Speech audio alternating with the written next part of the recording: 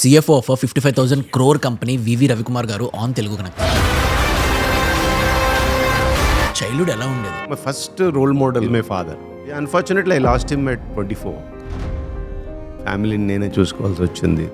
దానివలన ఏమైందంటే I miss my life. 2,500 కోట్లు అవుతుంది ఒక డ్రగ్ డెవలప్మెంట్కి. సిక్లోపురం అని ఒక డ్రగ్ ఉంది. ఆ డ్రగ్ ఇన్నోవేటర్ ఒకడే ఉండేవాడు. వాడు ఏం చేశాడంటే ప్రొడక్ట్ ఐపీ క్రియేట్ చేయడం కాకుండా దాని చుట్టూ ఎలా తయారు చేయొచ్చో అన్ని కూడా లాక్ చేశాడు.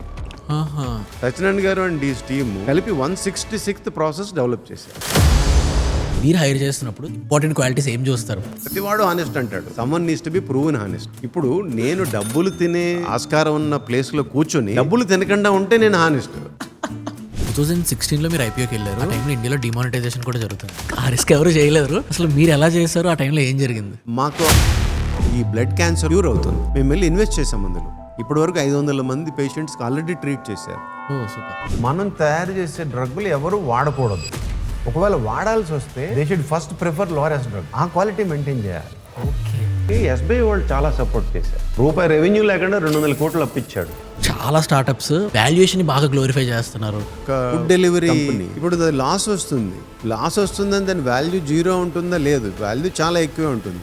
ఇప్పుడున్న యంగ్ ఆంటర్ప్రినర్ ఎక్కువ మంది చేస్తున్న మిస్టేక్ ఏముంది? సేఫ్టీ మార్జిన్ ని పెట్టుకోవట్లేదు అనిపిస్తుంది. సపోజ్ మనకి బిజినెస్ 12 నెలలు పడుతుంది అనుకుంటే you should prepare for 18 months. Quality, time, cost 3 will not go together. నేను నా లైఫ్లో ఒక్కసారి దెబ్బతిన్నాను. ఏంటి సార్ అది?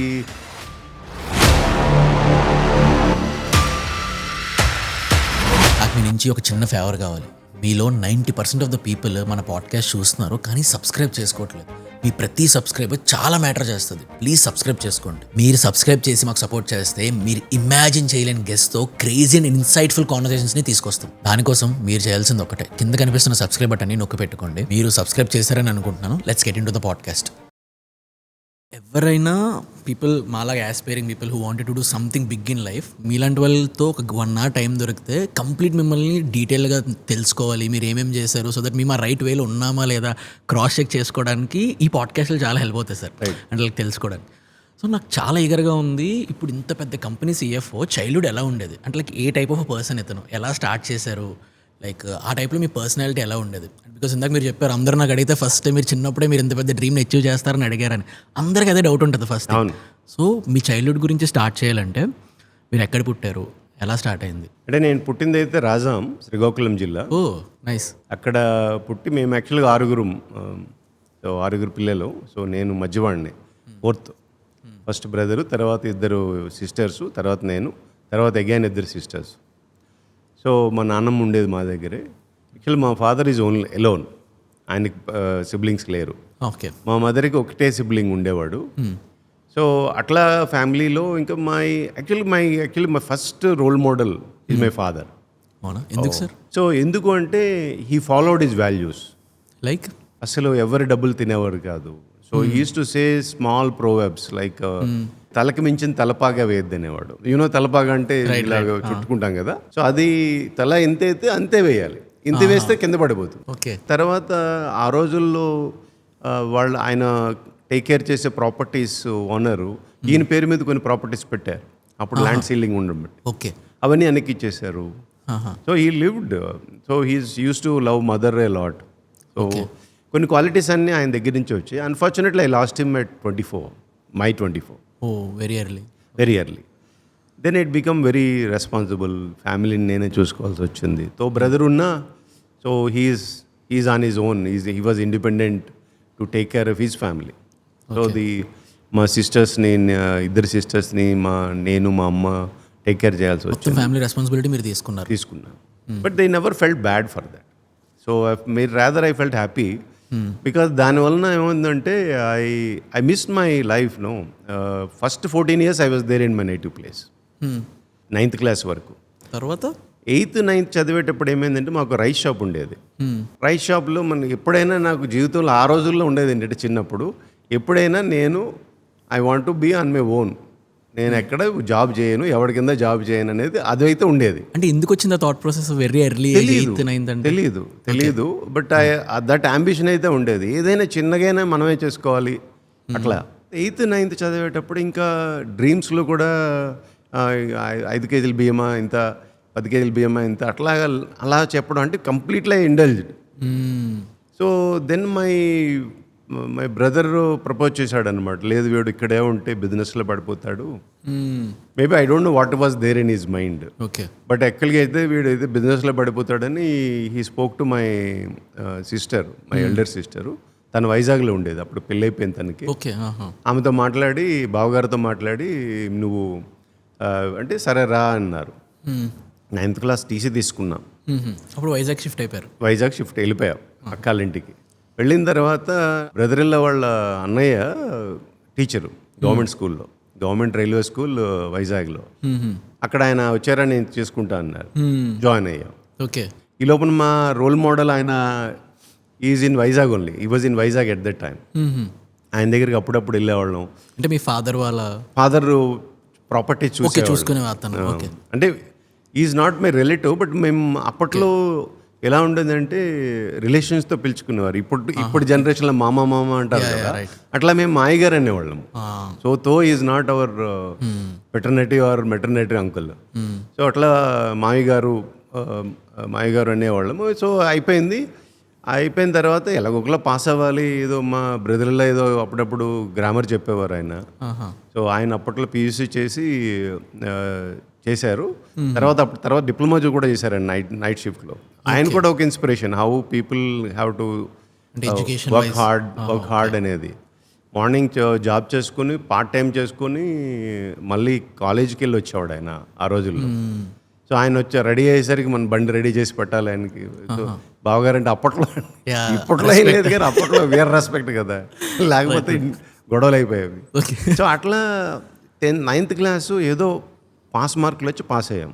సో అంటే ఎడ్యుకేషన్ వైజ్ మీరు ఎలాంటి స్టూడెంట్? అప్పుడంతా అంత స్టూడియస్ కాదు. Actually my education is progress, not super intelligent, super marks వచ్చింది కాదు. 10th క్లాస్లో just I think 50 or 53%. Just secondary.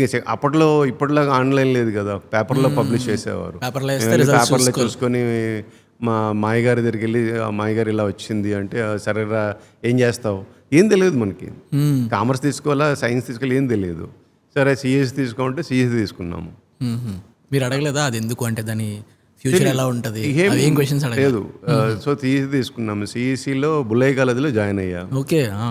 So ఏమీ ఒక గవర్నమెంట్ కాలేజీలో ఇన్ఫ్రాస్ట్రక్చర్ సరిగ్గా లేని కాలేజీలో నుంచి బుల్లయ్య కాలేజ్ అంటే ఆ రోజుల్లో top, that is only for commerce. So ఇంటర్మీడియట్లో బెటర్ అయ్యాం. ఓకే. 10th క్లాస్ కంటే ఇంటర్మీడియట్లో ఎక్కువ మార్కులు వచ్చినాయి. సో ఇంటర్మీడియట్ తర్వాత డిగ్రీ ఏం చేయాలో ఇంకా చాయిస్ లేదు. Okay. Either BA or BCom. So BCom again మా మామయ్య గారి దగ్గరికి వెళ్తే ఆయన అడిగితే, ఆయన పేరు ర్యాలి బలరామ కృష్ణ గారు, ఆర్బిక గారు. ఆయన chartered accountant. He use to work in HPCL Vizag ఆ రోజుల్లో. His house is very big bungalow. And then అక్కడ నుంచి సీ కనిపించేది. It was in Waltair club దగ్గర ఉంటుంది అనమాట. భలే beautiful house. Actually degree first year join అయ్యాం. డిగ్రీ ఫస్ట్ ఇయర్ జాయిన్ అయిన తర్వాత అదే టైంలో మా బ్రదర్లా, so I was just knowing something like how career will be, ఎలా చేయాలి, ఏం చేయాలంటే అప్పుడే హిందుస్థాన్ షిప్ యార్డ్లో చేసేవారు మా బ్రదర్లా, పెద్ద బ్రదర్లా. ఆయన ఫిట్టర్ స్ట్రక్చరల్ ట్రైనింగ్ ప్రోగ్రామ్ అని పడిందిరా 10th క్లాస్ బేస్. ఏమన్నా అంటే నేను అప్లై చేశాను. Okay. Degree first year sum second క్వార్టర్లో ఉండేటప్పుడు అప్లై చేశాను. అప్లై చేసిన తర్వాత అది వచ్చింది. సెలెక్ట్ అయ్యేసరికి డిగ్రీ ఫస్ట్ ఇయర్ అయిపోయింది నాకు. దెన్ ఆయన దగ్గరికి వెళ్ళా, ఇలాగా ఫిట్టర్ స్ట్రక్చరల్ ట్రైనింగ్ ప్రోగ్రామ్ వచ్చింది, ఇంకా ఫైనాన్షియల్గా కూడా ఇంటి దగ్గర బర్డెన్ ఉండదు కదా, 230 రూపీస్ స్టైపెండ్ ఇస్తారు, నేను జాయిన్ అవుతానంటే ఆయనకి ఇష్టం లేదు. మీ ప్రొఫెసర్కి? మా మామయ్య గారికి. ఆయన ఏమన్నారంటే, రవి నువ్వు జోడుగుర్రాలు స్వారీ చేస్తున్నావు, ఎడ్యుకేషన్ ఈజ్ వెరీ ఇంపార్టెంట్, నీకు డిగ్రీలో ఫస్ట్ క్లాస్ రాకపోతే నువ్వు వేస్ట్ అంటే, నేను మామయ్య గారు నేను ఫస్ట్ క్లాస్ తెచ్చుకుంటా, నో ప్రాబ్లం, మీరెందుకు వరీ అవుతున్నారు, నాది కదా పోచి తెచ్చుకుంటానంటే నువ్వు జాయిన్ అవ్వు, ఫస్ట్ క్లాస్ అయితే ఖచ్చితంగా రావాలి. అంటే మీరు ఎడ్యుకేషన్ ప్లస్ ఇంటర్న్షిప్ అది కూడా ట్రైనింగ్ రెండు ఫస్ట్ ఇయర్ అయిపోయిన వెంటనే ఏం చేశానంటే నైట్ కాలేజ్ షిఫ్ట్ అవ్వాలి. ఏవిఎన్ నైట్స్ కాలేజ్ షిఫ్ట్ అయ్యా. Actually I can say my లైఫ్లో first turning point is that. అంటే మార్నింగ్ కాలేజ్, మార్నింగ్ హిందుస్థాన్ షిప్ యార్డ్లో ట్రైనింగ్, ఈవినింగ్ కాలేజ్. ఎందుకు టర్నింగ్ పాయింట్ అంటున్నానంటే బుల్లయ్య కాలేజీలో కంటిన్యూ అయితే ఆ రోజుల్లో ఎలక్షన్ అంటే బిర్యానీ అండ్ బీర్లు ఆ రోజుల్లో. సో అటువంటి కాలేజీలో నేను పాడైపోయాడేమో. ఈవెన్ నైట్ కాలేజీలో ఏమైందంటే no girl, okay, no distraction. అది తెలిసి పిక్ చేసుకున్నారు సార్? అది తెలిసి పిక్ చేసుకున్నారా? లేదు, అలా జరిగింది అంతే. ఓకే. సో ఇట్లా అయిపోయిన తర్వాత డిగ్రీ వచ్చింది చేతికి. డిగ్రీ ఫస్ట్ క్లాస్ వచ్చింది, మంచి మార్కులు వచ్చినాయి. సో ఎకనామిక్స్లో కూడా మంచి మార్కులు వచ్చినాయి. సో నేను లెక్చరర్స్కి వెళ్ళి చూపించాను.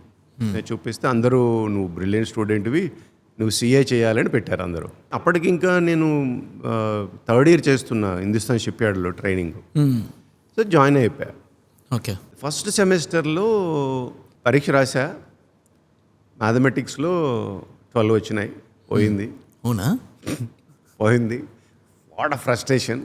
సో అగైన్ మా మాయగారి దగ్గరికి వెళ్తే రే ఎక్కడికి వెళ్తున్నా, నేను బయటికి వెళ్తున్నారా, ఉండు నేను తయారై వస్తా, ఈ లోపల కాఫీ తాగు, కార్లో మాట్లాడుకుందాం అన్నాడు.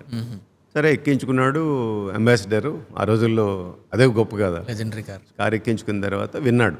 10 minutes విన్నాడు నా మాటలన్నీ. అసలు ఫస్ట్ టైం అంకుల్, అసలు అకాడమిక్లో నాకు ఫెయిల్యూర్ లేదు, ఇదేంటి 12 మార్కులు వచ్చాయి, ఫ్రస్ట్రేషన్ అయిపోతూ ఉంటే ఆయన అంతా విన్న తర్వాత, నువ్వు 10 సార్లు ఎగ్జామ్ రాసి ఇంతకంటే తక్కువ మార్కులు వచ్చినా నువ్వు ఫీల్ అవనంటే ఈ కోర్స్ కంటిన్యూ చేయి, లేకపోతే ఇప్పుడే వదిలే.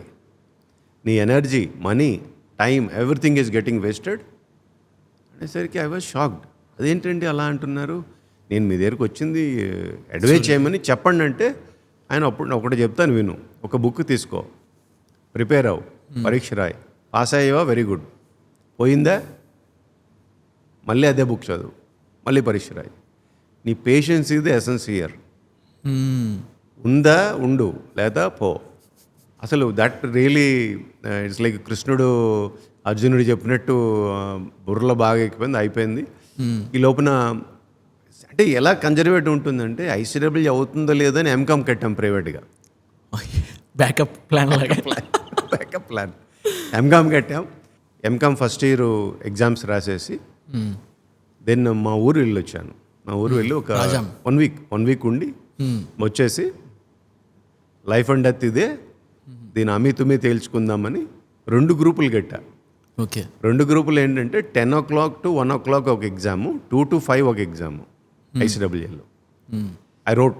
ఓకే. సో రిజల్ట్ వచ్చాయి. రిజల్ట్ మా ఊరు వెళ్ళాను, రిజల్ట్ వచ్చింది. రిజల్ట్ వస్తే ఒక గ్రూపు ఫస్ట్ అటెంప్ట్లో అయిపోయింది, సెకండ్ గ్రూప్. ఫస్ట్ గ్రూప్ ఏదైతే పోయిందో ఇంతకుముందు, I was frustrated with my uncle. Right. ఆ గ్రూప్ ఏమైందంటే యావరేజ్లో పోయింది. అదే అయిపోయేటట్టయితే మేబీ డిఫరెంట్ ఉండేదేమో. ఓకే. You never know. ఎప్పుడైతే గ్రూప్ అయిపోయిందో అసలు ఆ రోజుల్లో మాకు 50% ట్యూషన్ ఫీజు రిఫండ్ ఇచ్చేసేవారు అయిపోతే ఫస్ట్ అటెంప్ట్లో అయితే. ఓకే. అలాగే ఐ గాట్ ద రిఫండ్, అయిపోయింది.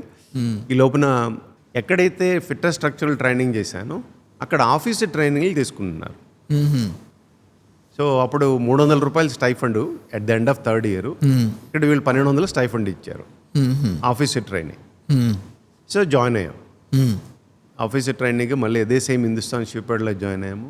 ఎక్కడైతే హ్యామర్ పట్టుకొని, అంటే నేను అన్నీ టెక్నికల్గా వెల్డింగ్, గ్యాస్ కటింగ్ అన్నీ చేశారు, అన్నీ చేశా ఆ 3 సంవత్సరాల్లో.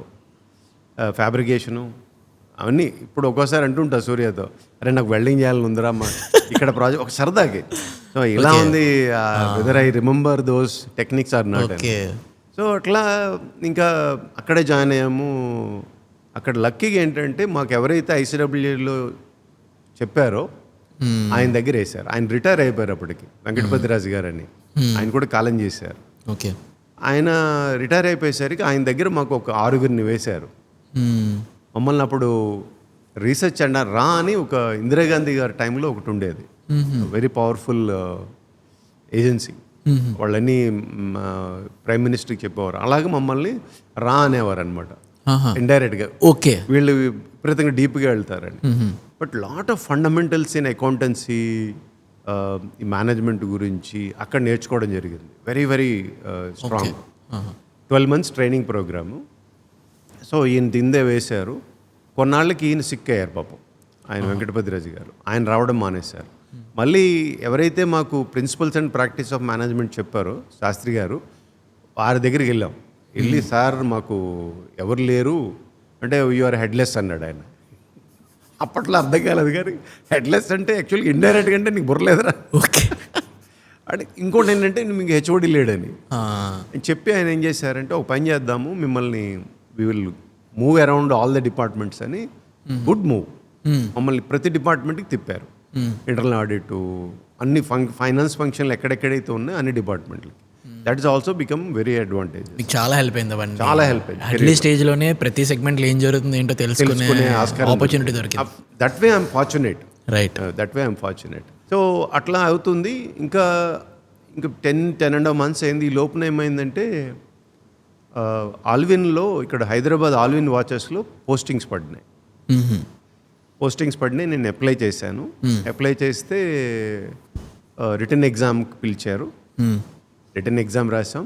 అదే రోజు రిజల్ట్ పెట్టారు వాళ్ళు. జాబ్ వచ్చింది, 10 రోజుల్లో జాయిన్ అవ్వమన్నారు. మా నాన్నగారు ఇంటికి వెళ్ళాను. ఇంటికి వెళ్ళి నైటు 9:30, 10 అయింది వెళ్ళేసరికి. ఆ రోజు మా నాన్నగారు ఎర్లీగా పడుకుని పోతారు. ఆ రోజు మాత్రము 3 వరకు మాట్లాడుకున్నాం. మిగతా అందరూ పడుకున్నారు రాజాంలో. అంటే నేను మా హైదరాబాద్ వచ్చే ముందు మా ఇంట్లో వాళ్ళని కలిసి రావాలన్నది అందుకోసమని వచ్చాను. అది ఇంకా అయిపోయింది. నెక్స్ట్ డే మార్నింగ్ నేను 6:30కి బస్సు తీసుకొని వైజాగ్ వచ్చేసి వైజాగ్లో మిగతా పనులు చూసుకొని హైదరాబాద్ జాయిన్ అయిపోయాను. 15 రోజులకి ఆ రోజు నాగుల చవితి. నేను ఇంటికి వచ్చేసరికి ఒక అతను మా ఇంట్లో ఉన్నాడు, మా రూమ్ దగ్గర వచ్చి ఉన్నాడు. ఆయన ఒక్కడికే తెలుసు రూము. ఆయన అప్పుడు యూనియన్ లీడరు, ఎప్పుడు ఆఫీస్కి వెళ్ళడు. ఆయన ఎందుకు ఆఫీస్కి వెళ్ళాడంట ఆ రోజు సాయంకాలం. వెళితే నాకు టెలిగ్రామ్ వచ్చింది, మా నాన్నగారు చనిపోయారని. ఆయన వచ్చి చనిపోయారని చెప్పకుండా సీరియస్గా ఉందంట, నువ్వు బయలుదేరాలంటే నేను చెప్పా. అప్పట్లో ఏడుపు అనేది తెలీదు. ధైర్యం అంటే ఇప్పుడు అంత ధైర్యం లేదు. ఇప్పుడు ఏమో తెలియదు, ఎమోషన్ వస్తుంది, అన్నీ వస్తాయి. కానీ ఆ రోజు ధైర్యం. సో నాకేం కాదు చెప్పండి, నేను చనిపోయారా అని అడిగా. అవును, జాగ్రత్తగా వెళ్ళంటే సరేలేండి వెళ్తాను. ఇప్పుడు మీ ఏజ్ 24? Around 24, 89 exact 24. సో ఇంకా మా ఫ్రెండ్ వచ్చి, రూమ్మేట్ వచ్చి సూర్యారావు అని ఉండేవాడు. వాడు వచ్చి నన్ను గౌతమి ఎక్స్ప్రెస్లో ఎక్కించాడు. గౌతమి ఎక్స్ప్రెస్ కాకినాడ దిగి రాజమండ్రి దిగిపోయి, రాజమండ్రి నుంచి మళ్ళీ ఓ బస్సు అన్ని పట్టుకుని వెళ్ళేసరికి మా ఊరు వెళ్ళేసరికి 2 గంటలు అయింది. నాగుల చవితి రోజు వాళ్ళు అక్కడ మా ఊర్లో ఏంటంటే రో హౌసెస్ అన్నీ, వాళ్ళు బాడీ ఉంటే వాళ్ళు భోజనం చేయరు, పచ్చి మంచినీళ్ళు కూడా తాగరు. సో వాళ్ళు తీసేశారు. అది లాస్ట్ రిసైట్ కూడా లేదు ఫాదర్ది. నెక్స్ట్ డే యాక్చువల్గా 3rd డే మనం అస్థికలు తీస్తారు కదా, ఆ రోజుకి వెళ్ళగలిగా. అంటే ఆ రోజు పార్టిసిపేట్ చేశాను. 2nd డేకి వెళ్ళి.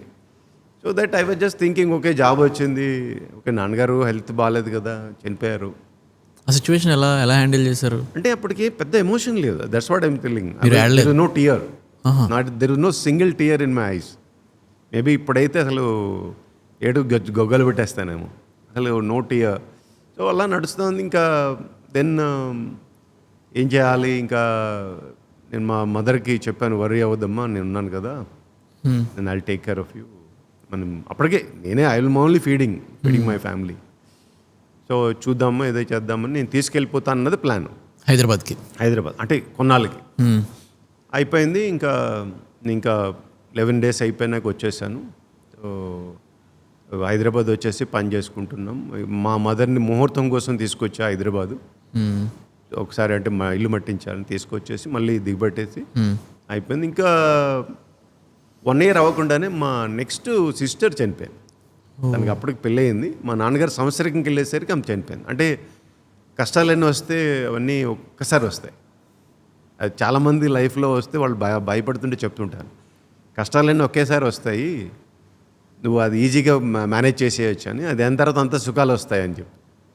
అది చాలా టఫ్. ఆ tough period is very very tough. So నేను మా మదర్కి ఏం చెప్పానంటే, ఇంకా చెల్లి కూడా చనిపోయింది కాబట్టి ఇంకా నిన్ను చిన్న చెల్లిని హైదరాబాద్ వచ్చేద్దరు అని ఇంకా then I brought them here. ఏం లేదు, చిన్న ఇల్లు తీసుకున్నాం. Nothing I was having. So అలాగా కొన్ని రోజులకి చిన్న రేడియో, తర్వాత చిన్న టేప్ రికార్డరు, మంచాలు కూడా కొనుక్కుంటా, పరుపులు కొనుక్కొని కింద పరుపు వేసుకుని పడుకునేవాళ్ళం. అది ఏం వాళ్ళ మదరు అండర్స్టాండ్ చేసుకుంటుంది, సిస్టర్ కూడా, యంగర్ సిస్టర్ కూడా చాలా అర్థం చేసుకునేది. ముగ్గురం కూడా ఒక దీని కింద ఉండేవాళ్ళం. ఆఫీస్కి వెళ్ళేవాడిని, వచ్చేవాడిని, వాళ్ళతో మాట్లాడుకునేవాడిని, అయిపోయేది అంతా. బట్ దోస్ డేస్ మా మదర్కి ఎలాగ రికవర్ చేయాలి, ఎందుకంటే 1 yearలో she has seen the toughest time losing husband and daughter. So ఆమెకి టెంపుల్ తీసుకెళ్ళేవాడిని, భగవద్గీత చదవడం నేర్పించా, అవన్నీ చేశాను అప్పుడు. సో ఆమె కూడా చాలా బోల్డ్. అట్లా తను మేనేజ్ చేసుకుంది తను బాగా. ఒక 4 years అలాగా అయింది. మేము ఈ లోపున మ్యాచెస్ చూస్తున్నాం. మా సిస్టర్కి పెళ్లి చేసి నేను పెళ్లి చేసుకోవాలన్నది ప్లాన్. మ్యాచెస్ చూస్తున్నాము. ఈ లోపున తన మ్యాచ్ ఫిక్స్ అయింది, నా మ్యాచ్ ఫిక్స్ అయింది. ఇద్దరికి ఒకే రోజు పెళ్ళి అయింది. ఆఫ్టర్ మ్యారేజ్ కెరీర్ ఎలా ప్లాన్ చేస్తారు? అంటే జస్ట్ మ్యారేజ్కి ముందు, మ్యారేజ్ ఫిక్స్ అయింది, అప్పటికి ఆల్వెన్లో వర్క్ చేసేవాడిని. సో ఆ zeal of working in a private sector that was there still. So ఎలా చేయాలి, ఏం చేయాలి. సో మ్యారేజ్ కాకముందు, మ్యారేజ్ ఫిక్స్ అయింది నాకు 1 year పట్టింది మాకు. మ్యారేజ్ అవ్వడానికి మ్యారేజ్ ప్రాసెస్ పట్టింది. సో ఈ లోపున ట్రైనింగ్ ప్రైవేట్ సెక్టర్ ట్రై చేసేటప్పుడు ల్యాంకో గ్రూప్లో ఇంటర్వ్యూ వచ్చింది. సో వెళ్ళాను, ఇంటర్వ్యూ చేశారు CFO. తర్వాత లగడపారి గారు ఒక 2 నిమిషాలు మాట్లాడారు. నువ్వు మా కంపెనీని చూసుకొని నిన్ను మేము చూసుకుంటా ఉన్నాడు, అంతే. అవునా? అప్పటికి మ్యారేజ్ ఒక 2 months 3 months ఉంది. నేను తిరుపతి వెళ్ళి వాళ్ళ టీంతో మాట్లాడాను. ఇలా నేను 15 రోజుల్లో వచ్చేస్తాను, వచ్చిన తర్వాత మనం సెట్ చేద్దాము. ఇంకా కొండ మీద కూడా వెళ్ళలే అప్పుడు. అలా వెళ్ళి వచ్చేసాను. వచ్చేసిన తర్వాత దాని బేసిస్లో ఆల్విన్లో రిజైన్ చేశాను బిఫోర్ మ్యారేజ్. సో ఇంకా జాబ్ రిజైన్ చేసి బయటకు వచ్చాను. మా సిస్టర్ దగ్గర నుంచి ఫోన్ వచ్చింది, అరే నీకు మిధానీలో జాబ్ వచ్చిందిరా అని. మిధానీలో జాబ్ వచ్చిందంటే ఏం చేయాలి అని ఇంకా బుర్ర బద్దలు కొట్టుకొని చూద్దాము, ఇంకా మళ్ళీ అక్కడికి ఎవరు వెళ్తారు, కాళహస్తి, ఇంకా హైదరాబాదే బెటర్ కదా అని ఇంకా మిధానీలో జాయిన్ అయిపోవడానికి నిశ్చయం చేసుకొని మిధానీలో జాయిన్ అయ్యాను. మిధానీలో ఆల్విన్ వాచెస్లో చాలా వర్క్ నేర్చుకున్నాం. ఓకే. చాలా అంటే చాలా. కమర్షియల్ ట్యాక్సెస్, తర్వాత some management part of it అన్నీ నేర్చుకున్నాం. ఎప్పుడైతే మిధానీకి వెళ్ళామో, మిధానీ వ్యాస్ట్ ఆర్గనైజేషన్. అక్కడ జస్ట్ 17 months ఉన్నా. Okay. Very short stint. But కొన్ని నేర్చుకున్న, కొన్ని టెక్నికల్గా వెళ్ళి ఉండేవాడిని అక్కడ, చూసేవాడిని అసలు ఏం జరుగుతుందో. వాళ్ళు వెరీ ఇంట్రెస్టింగ్ ప్రాజెక్ట్ చేస్తారు, అది డిఫెన్స్ కాబట్టి. ఫ్రస్ట్రేషన్ వచ్చేసింది మళ్ళీ. పని పెద్దగా ఉండేది కాదు, ఎక్స్పోజర్ లేదు, ఏం చేయాలి అని చెప్పి ఇంకా అనుకుంటే ఇంటర్వ్యూస్కి వెళ్ళడం మొదలుపెట్టాం.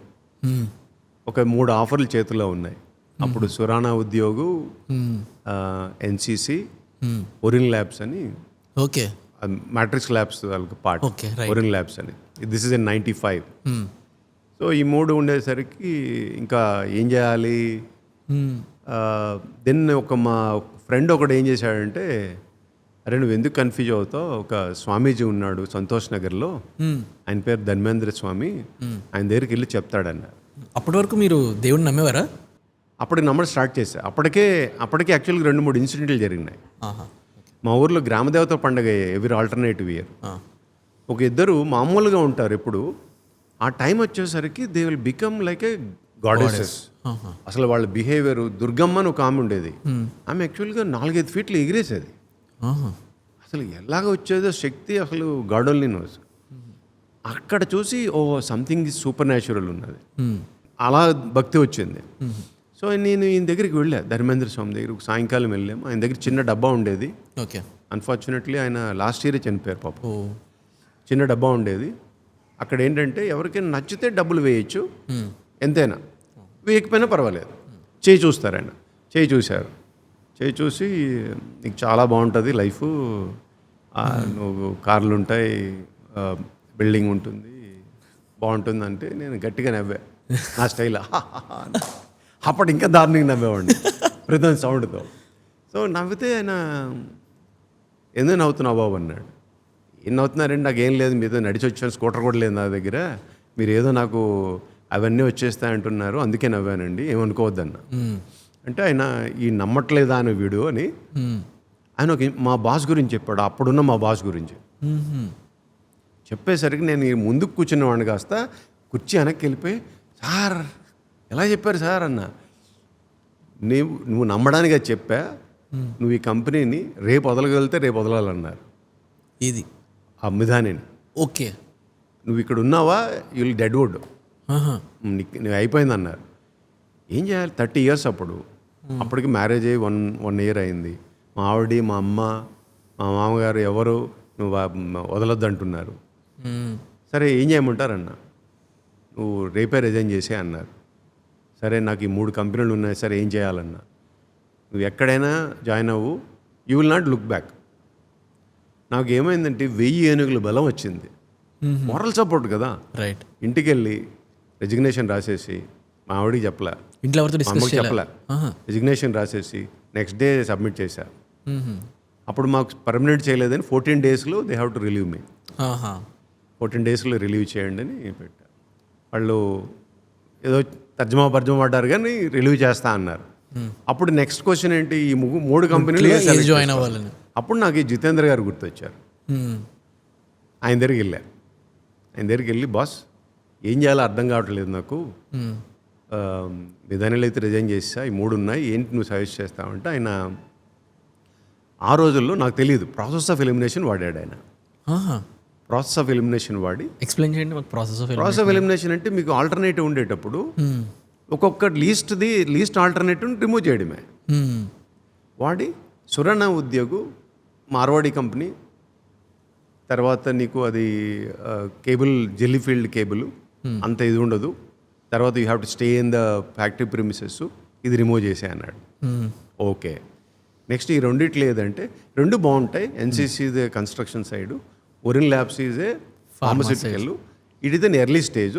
తర్వాత ఏంటంటే అప్పట్లో మాకు ఒక లేడీ హెడ్ ఉండేవారు, భువనేశ్వరి గారని ఆవిడ ఉన్నారు, ఈయనకి తెలుసు అంట ఆవిడ, వీళ్ళిద్దరూ ఒక కంపెనీలో పనిచేశారు. ఆమె మంచిదే, నువ్వు ఒరిన్లో జాయిన్ అవ్వు అని ఆయన ఓకే నాకు అడ్వైజ్ చేశారు. ఇంకేం లేదు, వాళ్ళ ఒరిన్లో కన్ఫర్మ్ చేసేసి మా ఆవిడ ఇంటికి వచ్చి, అప్పుడు మా అమ్మని మా ఆవిడని పిలిచి, అమ్మ విజయ, ఇది సిచ్యువేషను, నేను రిజైన్ చేసేసా, I'm going to join in Orin. So మనము సంతోష్ నగర్ నుంచి అదేంటది ప్రియా కాలనీకి మారిపోతున్నాం. ప్రియా కాలనీ అంటే మన తిరుమలగిరి దగ్గర ఉంటుంది. ఓకే, అక్కడ కార్ఖానాకి మారిపోతున్నాం, ఇల్లు చూడాలి అంటే వాళ్ళు గగ్గోలు పెట్టారు. ఏంటి ఇలా చేసావు, వద్దన్నాం కదా అదంటే, నాకు 30 సంవత్సరాలు, ఒకవేళ తేడా వస్తే 5 సంవత్సరాలు టైం ఇవ్వండి నాకు, తేడా వస్తే నేను మళ్ళీ పబ్లిక్ సెక్టర్లో జాయిన్ అయిపోతాను, 35 వరకు పబ్లిక్ సెక్టర్లో అలౌ చేస్తారని ఏదో ఫాల్స్ ప్రామిస్ చేశాను. ఓకే, అప్పటికేం ప్లాన్ లేదు, అవుతుంది ఏదో భగవంతుడు చూస్తాడన్నదే ప్లాను. మారిపోయాము, ఒరిన్లో జాయిన్ అయ్యాము. ఒరిన్లో జాయిన్ అయ్యి జస్ట్ మిధానికి రివర్స్, చిన్న కంపెనీ, 20 crores కంపెనీ అప్పుడు. ఓకే, ఒరిన్ నిమ్మగడ్డ ప్రసాద్ గారు రైట్, సిఇఓ. ఆయన ఫౌండర్ కాదు కానీ ఆయన సిఇఓ ఆయన. ఓకే, అప్పుడా? ఓకే. సో అప్పటికి యాక్చువల్గా ఏంటంటే 2 కంపెనీలు ఉండేవి, ఆ కంపెనీలని సపరేట్ చేసుకునేసరికి ఈ గ్రూప్కి ఈ కంపెనీ వచ్చింది. ఓకే. అయితే ఫస్ట్ యాక్చువల్గా ఐ హ్యావ్ టు ప్రైవేట్ సెక్టర్లో I have to give lot of credit to Prasad గారు. సో ఆయన చాలా freedom, he has more confident on me than my self. ఎందుకలా అంటే ఒక్కొక్కసారి హనుమంతుడికి ఆయన శక్తి ఆయన తెలియదు కదా, అట్లా అనమాట. సో ఆయన ఏం చేశారు, ఇంకా హీ స్టార్టెడ్ ఇన్వాల్వింగ్ మీ. ఆయన నువ్వు పబ్లిక్ సెక్టర్ నుంచి వచ్చావు కదా, ఇంకెలా బాగుంటుంది, ఇలాగ కాస్టింగ్ జాయిన్ అయ్యాను ఫస్ట్. అక్కడ జాయిన్ అయిన తర్వాత ఒకరోజు నన్ను పిలిచి, అంటే కొంచెం ఈ ఎనర్జీ, ఉత్సాహం కంటే ఉత్సుకత ఎక్కువ, ఇంకా ఎలా చేయాలి. అప్పట్లో నేనేమనుకున్నానంటే, to succeed in life you should not have a boundary number 1. You should also think like how your boss has thinking. నువ్వు బాస్ అయితే ఎలా ఆలోచిస్తావు అనేది ఒక ప్రిన్సిపల్ ఉండేది ఆ రోజుల్లో. ఎవరు చెప్పేవాడిని కాదు, ఓకే. బట్ నాకు నేను అనుకునేవాడిని అనమాట. ఈ డెసిషన్ నా బాస్ అయితే, నేను బాస్ అయితే ఇలా తీసుకునేవాడిని, కానీ ఈయన ఇలా తీసుకున్నాడు. నెక్స్ట్ ఏంటి, ఆయనకి చెప్పాలా గట్టిగా, లేకపోతే సాఫ్ట్గా చెప్పాలా? సాఫ్ట్గా చెప్పేవాడిని వెళ్ళి, సార్ నేనైతే ఇలా తీసుకుంటాను అని. సో ఆయన అదైన తర్వాత ఒకరోజు ఏం చేశారంటే, ఆయన పిలిచి, రవి రేపటి నుంచి సప్లై చైన్ హ్యాండిల్ చేయని నాకు ఒకరోజు వింగ్ అంతా మీకు చూసుకోమని చెప్పారు. అప్పటికి ఏంటంటే ఆయన బయటికి వెళ్ళిపోయారు. ఆయన అప్పటి వరకు హ్యాండిల్ చేసిన అతను. నేను సప్లై చైన్ హ్యాండిల్ చేయడం ఏంటి, టెంపరీగా చేస్తా అని చెప్పా. టెంపరీగా చేస్తా, ఎవరినైనా రిక్రూట్ అయిన వరకు అంటే, లేదు I want you to take permanently. నా మదర్ ఫంక్షన్ ఏంటి అన్న, నా మదర్ ఫంక్షన్ ఫైనాన్స్ కదా. ఇప్పుడు నేను సప్లై చైన్కి మూవ్ అయిపోతే నేను ఎక్కడ అయిపోతాను, నేను రెండింటికి చెట్టు రావడం అయిపోతానేమో అంటే, లేదు you can do it, you think అన్నారు. నేను ఇంటికి వెళ్ళి ఆలోచించుకున్నా. నాకు ఒక హ్యాబిట్ ఉంది, క్రాస్ రోడ్స్ ఉండేటప్పుడు I will take a white paper, okay, and blue ink pen. I will write pros cons, final arrive a decision and tear off the paper. I will never store that paper. I don't know why, okay, no reason. So అట్లా అంటే ఇది decision వెంటనే వినగానే తీసేసుకొని అలా ఏం లేదు, చాలా థింక్ చేసి అంటే చిన్నవి కాదు, క్రిటికల్ కదా అది. యాక్చువల్గా మీరు సప్లై చైన్కి వెళ్తున్నారంటే it is big shift from your own function, career చదువుకున్నది అన్ని. సో నేను ఆలోచించుకున్నాను అనమాట. నా ప్రీడెసెసర్ BA, నేను కాస్ట్ అకౌంటెంట్ని. Already I'm working lot of analysis for them. ఎందుకు చేయలేనని చేశాను. అది again another milestone. Private sector join అవ్వడం ఒక మైల్ స్టోన్ అయితే, ఈ సప్లై చైన్ యాక్సెప్ట్ చేయడం కూడా ఒక మైల్ స్టోన్. ఎందుకంటే సైకాలజీ ఆఫ్ పీపుల్ అర్థమైంది. ఓకే, మీకు అందరూ ఏమంటారంటే, ఐఎమ్ హానెస్ట్. ప్రతివాడు హానెస్ట్ అంటాడు. Someone needs to be proven honest. ఇప్పుడు నేను డబ్బులు తినే ఆస్కారం ఉన్న ప్లేస్లో కూర్చొని డబ్బులు తినకుండా ఉంటే నేను హానెస్ట్. ఇప్పుడు నేను ఒక పొజిషన్లో ఉంటా, నాకు డబ్బులు రావు, ఎవడు నా దగ్గర పనికి రాడు, నేను హానెస్ట్నే. ప్రూవెన్ హానెస్ట్ అవ్వాలంటే వాడిని చెడిపోయే ప్లేస్లో కూర్చొని పెట్టి చెడపోకుండా ఉంటే వాడు ప్రూవెన్ హానెస్ట్, అంతే. సో అట్లా ఇంకా సప్లై చైన్ హ్యాండిల్ చేయడానికి వచ్చింది. ఈ ముంబై ట్రేడర్స్ వచ్చి మిమ్మల్ని టెంప్ట్ చేస్తారు, వాళ్ళతో మాట్లాడాలి. అప్పటి వరకు హిందీ రాదు, ఇంగ్లీష్ కూడా పెద్దగా ఏం వస్తుంది. మనం బాసు క్యాబిన్లోకి వెళ్ళాలంటే is almost like a sis, because వాడు ఏం మాట్లాడాలి, ఎలా మాట్లాడాలా, ఆ ధైర్యం తెచ్చుకొని వీడి మనకు ముందున్నోడు ఏం చేశాడు, మనం వాడికంటే బెటర్ కాదా. That was the pull, push that was the pull అనమాట, పుల్ అండ్ పుష్. సో అట్లా ఇంకా దెన్ సప్లై చైన్ హ్యాండిల్ చేయడం మొదలుపెట్టాం. తర్వాత various functions. Then Orin labs Prasad గారిని రవీంద్ర గౌడ్ గారు, డాక్టర్ సత్యనారాయణ గారు కలిపి హెరన్ డ్రగ్స్ అని కొన్నారు. హెరన్ డ్రగ్స్ అని కొనేటప్పుడు అప్పుడు కూడా ప్రసాద్ గారు ఏం చేశారంటే పిలిచి నువ్వు వెళ్ళిపో అన్నారు. నేను వెళ్ళనని చెప్పా. అదొక మెస్, నేను ఎందుకు వెళ్తాను అంటే, మళ్ళీ డాక్టర్ సత్యనారాయణ గారికి ఫోన్ చేసి, రవి డాక్టర్ ఈయన రానంటున్నాడు, వెళ్ళాలంటే this is all happened in 89లో జాయిన్ అయ్యాము అక్కడ.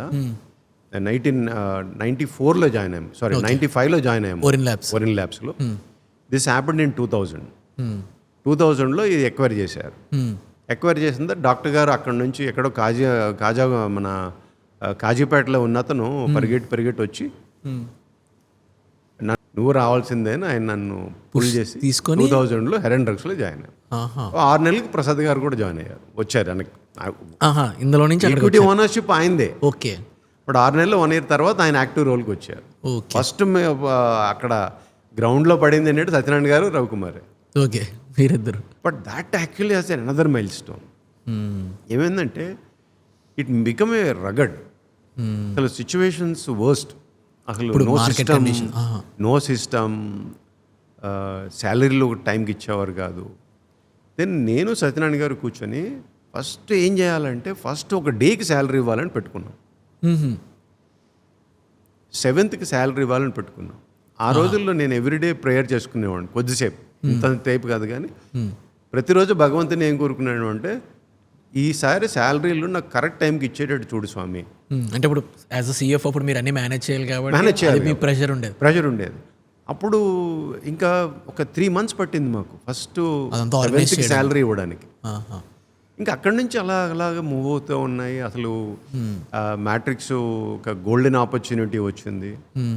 ఒక ఆ, ఒక- ఒక యాంటీ డిప్రెషన్ డ్రగ్గు సిట్లోపరం అని ఒక డ్రగ్ ఉంది. ఆ డ్రగ్గు ఒకడే ఉండేవాడు, ఒక ఇన్నోవేటరు ఉండేవాడు. వాడు ఏం చేశాడంటే ఇంకొక డిఎంఎఫ్ ఫైల్ చేశాడు ఒక కంపెనీ, ఆల్ఫాడీ టిఫిన్ బేకర్ అని. వాళ్ళ డిఎంఎఫ్ హోల్డర్ ఉంటే వాడు కూడా కాదు, వేరే కంపెనీ డిఎంఎఫ్ ఫైల్ చేస్తే వీడు వెళ్ళి లుండ్బేక్ వాడు వెళ్ళి ఏం చేశాడంటే he acquired hostile take over of the company, API company. Okay.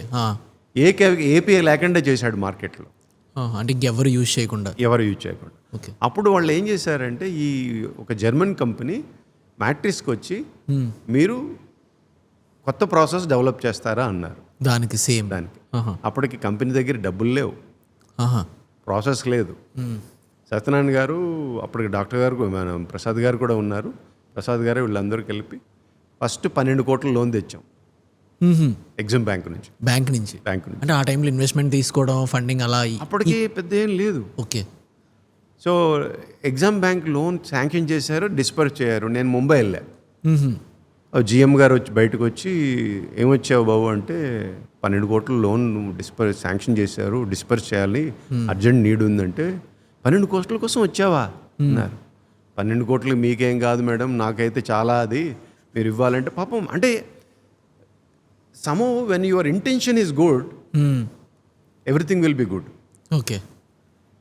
If your intention is bad, నేను మా పిల్లలు కూడా అదే చెప్తా, if your intention is good success is matter of time. If your intention is bad failure also matter of time. So అక్కడ intention ఏంటంటే ఎలాగో ఒకలాగా ఆ టైంలో ప్రాజెక్ట్ కంప్లీట్ అవ్వాలి, అది బిల్డ్ చేయాలి. సో ఇన్ఫ్రాస్ట్రక్చర్ని ఇంప్రూవ్ చేసాం ఇలాగా. సత్యనారాయణ గారు R&Dలో మార్నింగ్ నుంచి ఈవినింగ్ వరకు కూర్చొని ఒక 166th ప్రాసెస్ డెవలప్ చేశారు. వాడు ఏం చేశాడంటే ఇన్నోవేటరు ప్రొడక్ట్ ఐపీ క్రియేట్ చేయడం కాకుండా దాని చుట్టూ ఎలా తయారు చేయొచ్చో అన్నీ కూడా లాక్ చేశాడు. సత్యనారాయణ గారు అండ్ ఈజ్ టీము అండ్ కొంత అదృష్టము కలిపి 166th ప్రాసెస్ డెవలప్ చేశారు. Okay. That is a turning point for matrix. అప్పుడు ఏమైందంటే ఇది సక్సెస్ అయింది. వాడు నమ్మడు, వాడు కోర్టులో కేసు వేసాడు, యూరోప్ కోర్టులో. ఇది వాళ్ళు ఇన్వెంట్ చేశారంటున్నారు కానీ దిస్ ఈజ్ నాట్ స్కేలబుల్ అని. అప్పుడు దాన్ని ఏం చేశారంటే వాళ్ళు యూరోప్ కోర్టులో వాడికి వచ్చి చూసుకోమన్నారు. వాడు చూసుకున్నాడు 24/7 నుండి మొత్తం చూసుకొని. అప్పుడు వాడు ఏమనకుండా జడ్జి ఏమన్నాడంటే లాస్ట్లో నువ్వు మొత్తం వాళ్ళకి డబ్బులు ఇచ్చి పంపించు, లేకపోతే నీ మీద ఇచ్చేస్తానంటే అక్కడికి అయింది. దానివల్ల ఏం జరిగిందంటే ఇన్నోవేటర్ డబ్బులు సంపాదించాడు, యూరోపియన్ కంపెనీ కూడా డబ్బులు సంపాదించింది, మ్యాట్రిక్స్ కూడా డబ్బులు సంపాదించింది. మ్యాట్రిక్స్కి ఇలా జరిగేటప్పుడు ఏమైందంటే నెక్స్ట్ ఇయర్ 12 monthsలో 100 కోట్ల డబ్బులు వస్తాయని మ్యాట్రిక్స్ తెలుసు. అంటే ఎలా? అంటే ప్రాఫిట్ వస్తుందని. మార్కెట్లో మై జాబ్ ఏంటంటే ప్రతి బిల్లు ఒక 5 కోట్లు చేసేవాళ్ళం ఆ రోజుల్లో. ఇన్వాయిస్, ఆ 5 కోట్ల ఇన్వాయిస్ని ఎన్కాష్ చేయాలి క్విక్గా. ఓకే. నేను అప్పట్లో ఈ కారు ఉండేది మారుతి 800. ఆ కారు వేసుకొని ఎక్కడైనా బ్యాంక్ కనిపిస్తే పక్కన ఆపేసి బ్రాంచ్ మేనేజర్ దగ్గరికి వెళ్ళి స్టోరీ చెప్పడం, దీనికి నీకు రిస్క్ ఏం లేదు, ఈసీజీసీ క్రెడిట్ ఉంది. ఈసీజీసీ అంటే credit guarantee insurance. So export credit guarantee insurance, అది వాళ్ళు ప్రీమియం తీసుకుంటారు. ఓకే. నీకు ఒకవేళ డిఫాల్ట్ అయితే డబ్బులు వచ్చేస్తాయి. కస్టమర్ వెరీ గుడ్, వాడు అన్ని ప్రాంప్ట్గా పే చేసాడు చూసుకో కావాలంటే. నాకు post shipment credit in export finance ఇవ్వాలి నువ్వు, అది చాలా తక్కువ ఖర్చు అవుతుంది. అలాగే నాకు సక్సెస్ 80% ఉండేది. ఎవరైతే డోర్ నాక్ చేసానో వాళ్ళు ఇచ్చేవారు అనమాట. ఓకే. అట్లాగా ఒక బ్యాంక్ ఆఫ్ నవస్కోషియా వాళ్ళతో రిలేషన్షిప్ అయింది. ఆ రిలేషన్షిప్ ఇప్పటికీ ఆయన ఫ్రెండే, ఓకే. మల్లికార్జున గారని. మీ ఇద్దరం కలిపి చాలా ప్రాజెక్ట్స్ వర్క్ చేసాం అప్పుడు. ఆయన బ్యాంకరు, నేనేమో ఇటు సైడ్ బారోవరు. ఓకే. సో ఇప్పటికీ still we exchange lot of things, we close. We also want to become some. Surya also knows him very well. Okay. So that's how Matrix evolved. In fact Matrix ఏమైందంటే చాలా ఫాస్ట్గా grow అయింది. Okay. And organic and inorganic growth రెండు సరి జరిగినాయి. Okay. అంటే started acquiring companies and then organic growth.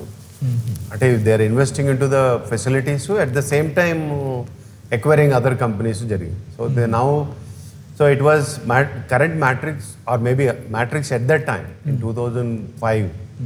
It was a combination of Orin labs, Vera labs and Matrix labs. Okay. ఆ రెండు కంపెనీలు కలిపి, వీరా ల్యాబ్స్, ఒరిన్ ల్యాబ్స్ కలిపి మ్యాట్రిక్స్లో మర్జ్ అయినాయి. ఒరిజినల్గా Matrix name Herren drugs. Herren is a gentlemen in German word. Okay. అలా పెట్టారు అది. అట్లా పెట్టారు వాళ్ళు, అంటే erstwhile promoters. Okay. So after Matrix ఏం జరిగింది? మ్యాట్రిక్స్లో ఈ రెండు కంపెనీలు మర్జ్ అయినాయి. మర్జ్ అయ్యాక పెద్ద ఎంటిటీ అయింది. సో ఎంటిటీ అయిన తర్వాత Matrix has acquired Doc Pharma, ఒక చైనీస్లో కంపెనీని ఎక్వైర్ చేశారు, ఎంకెమ్ అని. అంటే మ్యాట్రిక్స్ చాలా ట్రెమెండస్గా గ్రోత్ వైజ్ అన్నిటి wise is doing very good. Quick growth అనేది జరిగింది. Young team, young blood. ఆ టైం ఇప్పుడు అందరికీ fire in the bell, fire in the bell is too high, things are moving, and of course some of the things help, like as I said, Citalopram helped.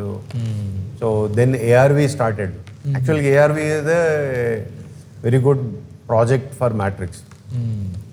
Frankly Citalopram superstructure create చేస్తే foundation ఇచ్చింది one ARV drug. So there is a 3 companies, Ranbaxy, Matrix and Orin. Orin అప్పుడు సపరేట్గానే ఉండేది. ఈ 3 కంపెనీలు కలిపి ఒక product Indian wear అని ఒక ప్రోడక్ట్ని ఎగ్జిక్యూట్ చేశారు. అంటే to support for export.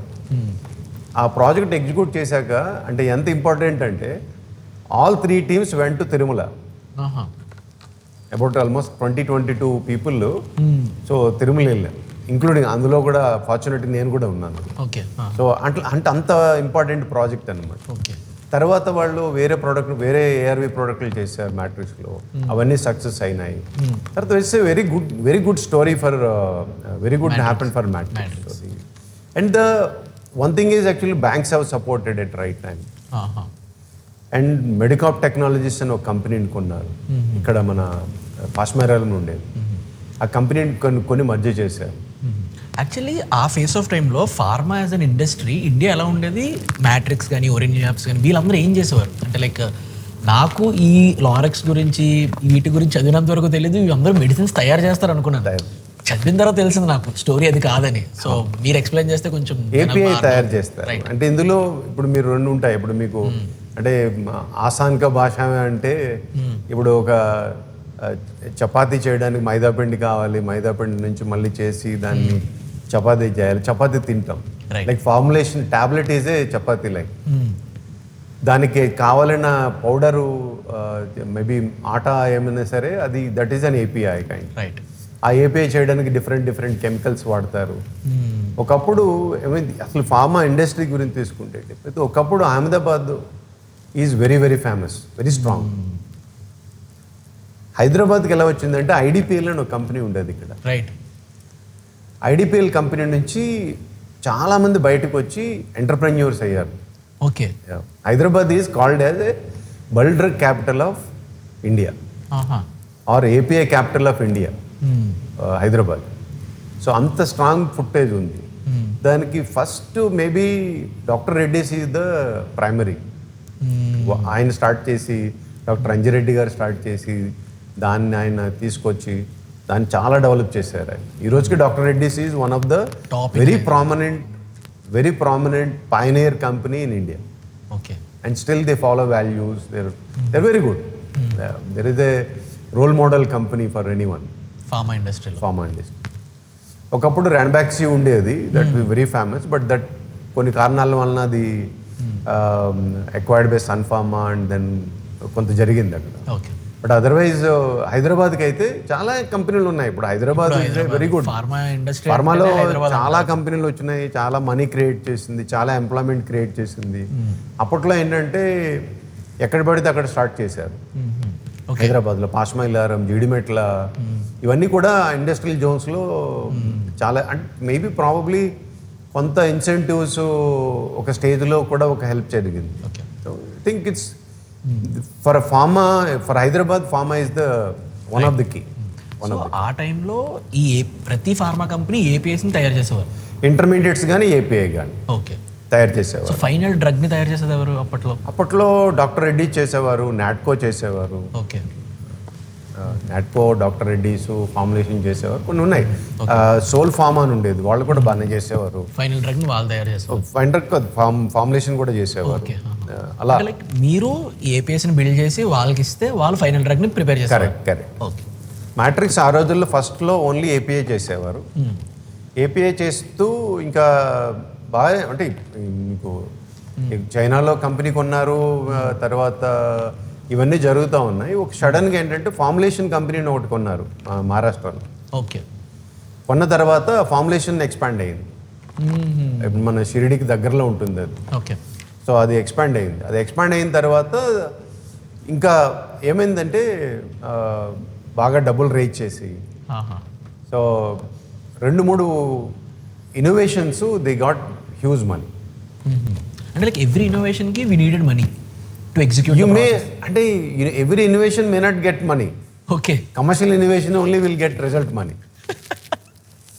So ఒక గ్రేట్ ఇన్నోవేషన్ కమర్షియల్గా సక్సెస్ కాకపోతే డబ్బులు ఏమొస్తాయి? రావు. అప్పుడు సక్సెస్ రేషియో ఎలా ఉండేది ఇన్నోవేషన్స్కి మనీ పరంగా? అంటే మ్యాట్రిక్స్ పరంగా అయితే అప్పట్లో very good rate. Okay. Very good rate. That ఆ రకంగా దట్ ఇట్ హెల్ప్డ్ మ్యాట్రిక్స్. ఇలా జరిగేటప్పుడు ఏమైందంటే వాళ్ళు మ్యాట్రిక్స్ వాళ్ళు ఏం చేశారంటే they want to acquire, it was sitting in a cash.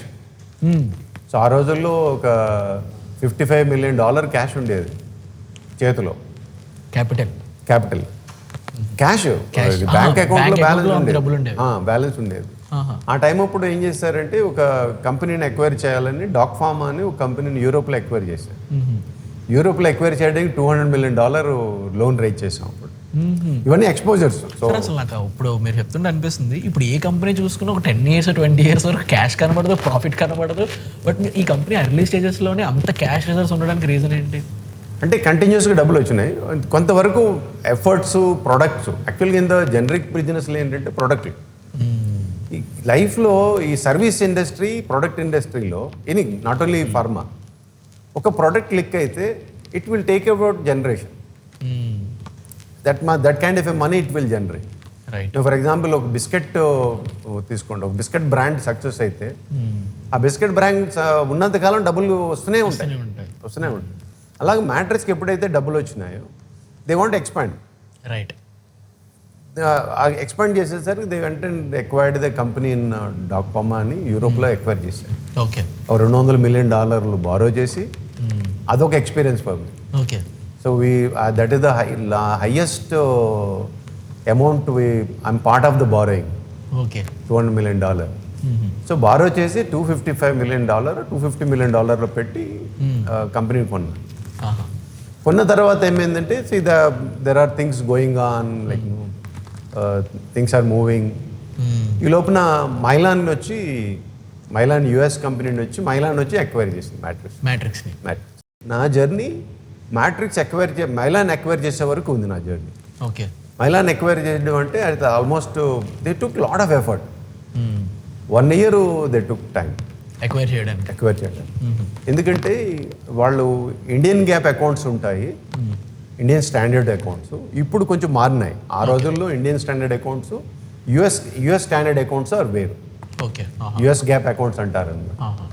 ఆ మార్చడానికి వాళ్ళు అన్ని ఏర్పాట్లు చేసుకున్నారు. 1 year టైం పట్టింది. 1 year టైం పట్టింది మొత్తం, అంటే start to finish 1 year time పట్టింది. I was part of the deal. మొత్తం అయినంత వరకు నేనున్నా. Deal was announced on 1 day. Then I left in after 3 days of the deal. So my journey in Matrix group with Prasad garu from 1995 to 2006 11 years ఉన్నా అక్కడ. 11 years ఉన్నా my personal thing is I'm very happy. I learned a lot. So seen the world, got very good world exposure. I got my first house అక్కడే. దానికి ప్రసాద్ గారే కారణం. అవునా? He always use to say, Ravi you should have a house, you should buy, I will support అని చెప్పి ఆయన, లేదా నువ్వు కొనబోద్దు నేను కొనిస్తా అట్లా. సో కొన్ని చాలా విషయాలు ఆయన use to encourage a lot. అట్లాగా మ్యాట్రిక్స్ అయిపోయింది. సో మ్యాట్రిక్స్ జర్నీ అయిపోయింది. లారెస్ ఎలా స్టార్ట్ అయింది? సో లారెస్ ఎవరితో స్టార్ట్ అయింది, మీరు ఎలా జాయిన్ అయ్యారు, ఆ కాన్వర్సేషన్స్ ఇనీషియల్గా ఏం జరిగాయి, అసలు లారెస్ స్టార్ట్ చేయడానికి రీజన్ ఏంటి? 95లో డాక్టర్ సత్యనారాయణ గారు నేను ఒకే రోజు వరంలో జాయిన్ అయ్యాం. ఒకే రోజు అంటే ఒకే మంత్. ఓకే, అప్పటి నుంచి మీరు ఫ్రెండ్స్? అప్పటి నుంచి తెలుసు. ఓకే, ఇద్దరం ఒకరికొకరు తెలుసు. నేను ఎప్పుడు ఆయనకి అక్కడ మ్యాట్రిక్స్లో ఉంటుండే ఎప్పుడు రిపోర్ట్ చేయలే డాక్టర్ గారికి, డాక్టర్ సత్యనారాయణ గారు. అంటే మేము ఆయన డాక్టర్ అంటాము, ఎందుకంటే మాకు ఫస్ట్ పిహెచ్డి ఆయనే. ఓ రైట్. సో అప్పుడు ఎవరు లేరు కాబట్టి ఆయన్నే మేము, ఇప్పటికీ నేను డాక్టర్ అని పిలుస్తాను. డాక్టర్ సత్య అని కానీ ఇంకేమని పిల్లము, డాక్టర్ అంటాం. ఓకే. అలాగే కొంతమంది ఆ టైంలో ఉన్న వాళ్ళు కూడా అలాగే పిలుస్తారు. ఇప్పుడైతే సత్యనారాయణ గారనో లేకపోతే ఫారినర్స్ అందరూ సత్య గారనో పిలుస్తారు. అంటే 2005లో ఆయన మ్యాట్రిక్స్ వదిలేశారు సత్యనారాయణ గారు. బికాజ్ ఆఫ్ లైక్ ఫార్ములేషన్స్ అవన్నీ ఆయన వదిలేశారు. అప్పటికి వేరే సిఓఓ వచ్చారు మ్యాట్రిక్స్లో, రాజీవ్ మల్లిక్ గారు వచ్చారు. మళ్ళీ ఆయన వచ్చిన తర్వాత ఈయన వదిలేసి ఈయన బయటకు వచ్చేసారు. బయటకు వచ్చి ఆయనకు తెలిసిన విద్య ఏంటంటే only pharma company, pharmaceuticals. Then he want to start pharma company చెప్పేవారు, ఇలా ఫార్మస్యూటికల్ స్టార్ట్ చేస్తున్నాను. బట్ నేను ఇంకా మైలాన్లో కమిట్ అయి ఉన్నాను కాబట్టి ఇంకా ఉన్నది. ప్రసాద్ గారికి చెప్పేవాళ్ళం అప్పట్లో. అంటే కొన్నాళ్ళు బ్రేక్ తీసుకుందామని అన్నది ప్లాన్ నాది. నాకు పర్సనల్ ఆ టైంలో యూఆర్ నియర్ టు 40 years.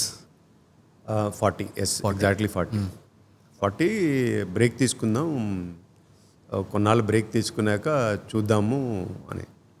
అప్పుడంటే క్రాస్ రోడ్స్ ఉన్నది. అంటే మరీ మనీ ఎంతో కొంత రీజనబుల్గా ఉంది.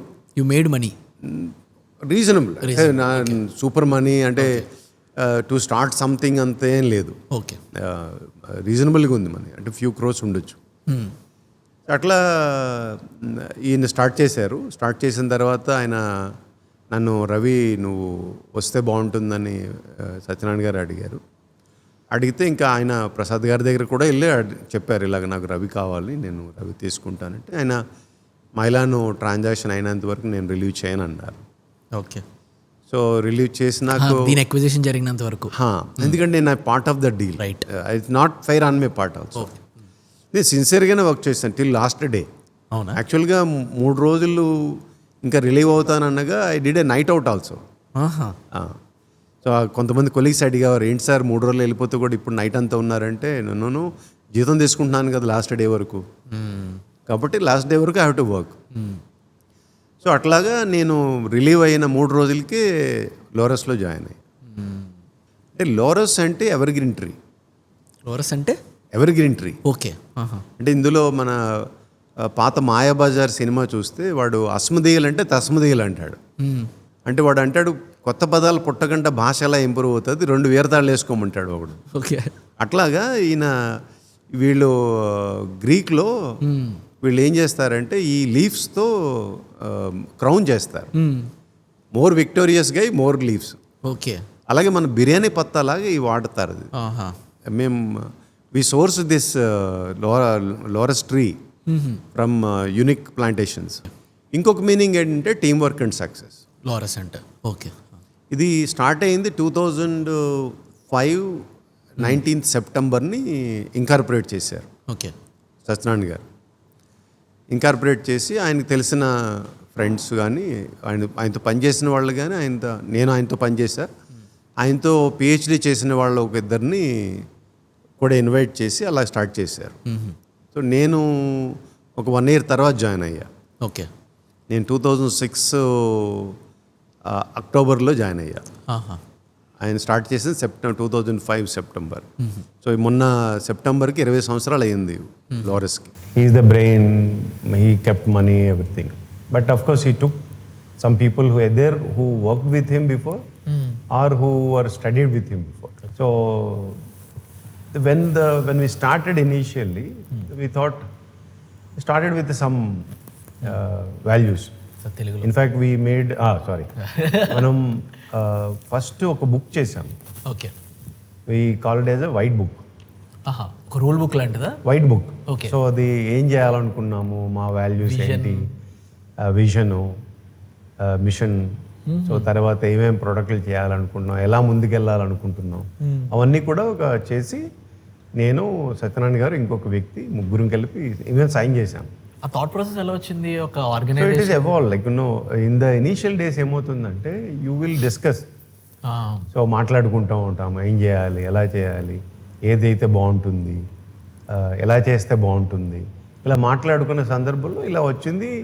అంటే మనము ఫైనాన్షియల్ ప్రొజెక్షన్స్ కోసం అయితే మనం చేయాలి డాక్యుమెంట్, బ్యాంకులకి సబ్మిట్ చేయడానికి.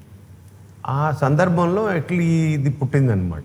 దాన్ని ఒక వైట్ బుక్ చేసి దీన్ని మనం ఎప్పుడైనా రిఫర్ చేయొచ్చు, అప్పుడప్పుడు రిఫర్ చేస్తూ ఉంటాం. ఇప్పటికీ ఇప్పటికి ఎక్కడున్నాం, ఎక్కడ అనుకున్నాం, ఎక్కడున్నాం. అంటే అఫ్కోర్స్ మేము 20 సంవత్సరాల జర్నీ అందులో రాయలేదు, అది రాసుకుంది ఓన్లీ 5 సంవత్సరాలు.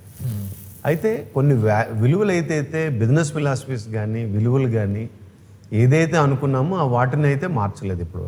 నాకు ఏమైనా ఒక 3 వాల్యూస్ మీరు ఇనీషియల్గా ఆర్గనైజేషన్ స్టార్ట్ చేసినప్పుడు రాసుకున్నవి, ఇప్పటికీ ఫాలో అవుతున్నవి, మీకు అవి చాలా హెల్ప్ చేసినవి, అలా 3 వాల్యూస్? 3 బిజినెస్ ప్రిన్సిపల్స్ ఉన్నాయి. ఒకటి ఏంటంటే అవి ఫస్ట్ది invest head of time.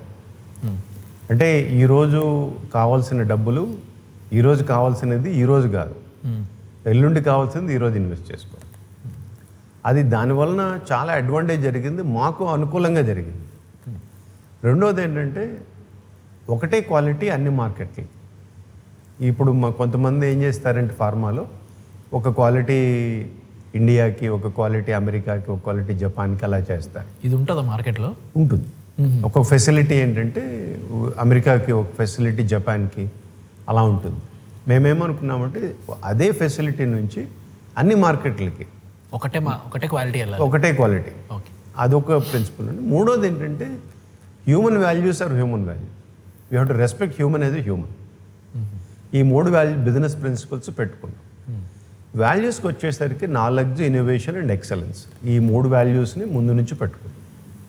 Knowledge, innovation, excellence, there is no change.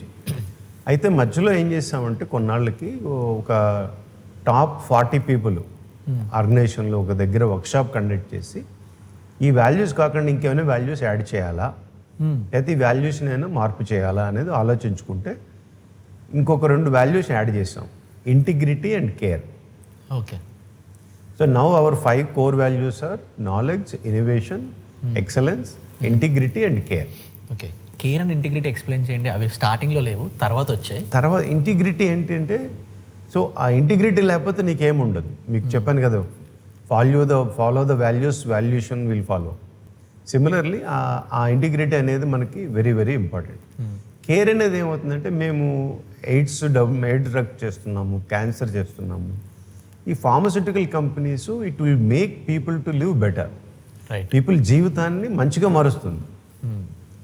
అది అఫ్కోర్స్ వ్యాపారం చేసేటప్పుడు ఎవరు కూడా లాభార్జన కోసమే చేస్తాం అల్టిమేట్గా, బట్ ఒకరికి హెల్ప్ జరుగుతుంది. ఇప్పుడు మనం ఏదైనా వ్యాపారం స్టార్ట్ చేస్తే అది మనుషులకి మంచి చేస్తే మనకి మంచి అవుతుంది.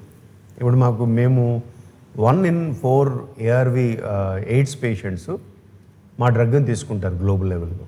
ఓకే. 1 in 4. ఒక రకంగా ఇంకొక పారిశ్రామికవేత్త అన్నారనమాట, మీకు ఇది చేయడం మంచి చేస్తున్నారు, మీరు దానివల్ల మీకు మంచి జరుగుతుంది. Do good, do well. Okay. మనం ఈరోజు మంచి చేస్తే మనకు మంచి జరుగుతుంది, రేపు మనకు మంచి జరుగుతున్న గుడ్ కాన్సెప్ట్తో స్టార్ట్ చేసింది. సో ఇట్లా ఉండుంటుగా రకరకాల ట్రై చేసాం. లారస్లో ఫస్ట్లో ఇన్వెస్ట్మెంట్ ట్రై చేసాం. ఇలా స్టార్ట్ చేసిన సంవత్సరంలోనే యుఎస్ నుంచి ఒక కంపెనీ వచ్చింది, ఎప్ట్యూట్ అని, APTUIT. సో ఆ కంపెనీతో టైఅప్ అయిపోయి ఆ కంపెనీ 2007లో 100 crores ఇన్వెస్ట్ చేశారు మా దగ్గర. అప్పటికి మేము ఎవరిని అనుకోలేదు, బట్ వాళ్ళు చూస్తూ మమ్మల్ని మేము నచ్చి వాళ్ళు పెట్టారు. దానివల్ల ఏమవుతుందంటే వైజాగ్లో ఫెసిలిటీ కట్టగలిగాం, మ్యానుఫ్యాక్చరింగ్ ఫెసిలిటీ పరవాడలో. అది ఫస్ట్ యూనిట్. యాక్చువల్గా చెప్పాలంటే అది life unit. So Okay. That gas given as a life. Oh so ఇక్కడ రాజ్భవన్ రోడ్లో చిన్న 3000 గజాల ఆఫీస్లో ఉండేవాళ్ళం ఫస్ట్. అది నేను వచ్చేసరికి ఆఫీస్ ఉంది. ఆఫీస్ చూసి ఇదేం సరిపోతుంది అనుకుని ఒక 1 yearలోనే మేము ఫాలింగ్ షార్ట్. ఓకే. సో అప్పుడు ఏం చేసామంటే బంజారా హిల్స్ రోడ్ నెంబర్ 7లో ఒక 8000 SFT ఆఫీస్ ఉంటే అందులో తీసుకున్నాం. అది యాక్చువల్గా అదే again give some times no sentiment ఉంటుంది కదా. అవునా? ఫస్ట్లో మాకు ఇప్పటికీ ఆఫీస్ అక్కడే ఉంది కదా. ప్రస్తుతానికి అక్కడే ఉంది. ఇప్పుడు actually we mood recently we mood. ఆహా. సో ఇలా ఉండేటప్పుడు ఫస్ట్లో ఏం జరిగేవి కాదు. ఓరో సడన్గా ఆలోచించి ఏంటి జరగట్లేదు, సరే వినాయకుడి విగ్రహం కొందామని సో కళాంజలికి వెళ్ళి కళాంజలిలో వినాయకుడి విగ్రహం కొన్నాం. అది పెట్టి ఫస్ట్ R&Dలో పెట్టాం. ఓకే. అలా స్టార్ట్ చేసాం అసలు. అది ఈ విగ్రహం కొనేవాళ్ళము మన ఇది వుడ్తో. తర్వాత ఇప్పుడు ఎలా ఉందంటే ప్రతి యూనిట్లో వినాయకుడి టెంపుల్ ఉంటుంది ఎక్కడైనా సరే. ప్రతి యూనిట్లో మాకున్న ఏ యూనిట్లో అయినా సరే వినాయకుడి టెంపుల్ కంపల్సరీ పెట్టాలి హైదరాబాద్, వైజాగ్, బెంగళూరు, ఎక్కడైనా. సో ఆ ప్రాక్టీస్ అయింది. సో 2007లో వాళ్ళు ఇన్వెస్ట్ చేశాక మేమేమనుకున్నామంటే లాట్ ఆఫ్ రీసెర్చ్ మన CRDO మన కాంట్రాక్ట్ రీసెర్చ్ అండ్ డెవలప్మెంట్ ఉంటుంది అనుకున్నాం కదా. CDMO బిజినెస్ ఎక్కువ వస్తుందని అనుకున్నాం. ఓకే. CDMO బిజినెస్ అంటే contract development and manufacturing. So వాడు ప్రాసెస్ ఇస్తారు పెద్ద క్లయింట్లు US నుంచి యూరోప్ నుంచి. మీ దాన్ని ఏ పేస్ మనం మనం తయారు చేసి ఇస్తాం వాళ్ళు ఇచ్చిన ప్రాసెస్ ప్రకారం. కానీ 2008లో ఫైనాన్షియల్ క్రైసిస్ వచ్చాయి గ్లోబల్లో. ఎప్చోట్ వాడు ఇబ్బంది పడ్డాడు. అంతా అదొక గందరగోళం జరిగింది. ఆ గందరగోళం జరిగి వాడు ఏంటంటే కంపెనీని తీసుకుందామని అనుకున్నాడు. టేక్ ఓవర్ చేసి ఎక్వైర్ చేసేద్దాం 51% తీసుకుందామని. ఓకే. సో ఆ టైంలో మేమేం చేసామంటే ఆ లక్గా ఏంటంటే RBIలో డిఫరెంట్ పాలసీ వచ్చింది వాల్యుయేషన్ మీద. అవునా? అది హెల్ప్ అయింది. ఆహా. వాడు లండన్ కోర్టులో కేసు వేసాడు మా మీద ఎక్వైర్ చేసేస్తాను. ఎక్వైర్ చేయాలని. అదే టైంలో వాడు జనాలు తీసేసేవాడు, మా మీద ప్రెషర్ పెట్టేవాడు, నువ్వు జనాలు తీసేయని. సో దానికి నేను ఫైట్ చేసేవాడిని. ఎలా అంటే నీది సర్వీస్ కంపెనీ, నీ యావరేజ్ శాలరీ $150,000 ఉంటుంది, మాది యావరేజ్ శాలరీ చాలా తక్కువ, మాది ప్రొడక్ట్ కంపెనీ, కాబట్టి నీకు మాకు తేడా ఉంది చాలా. ఓకే. అంటే వాడు ఫస్ట్లో అర్థం కాలేదు.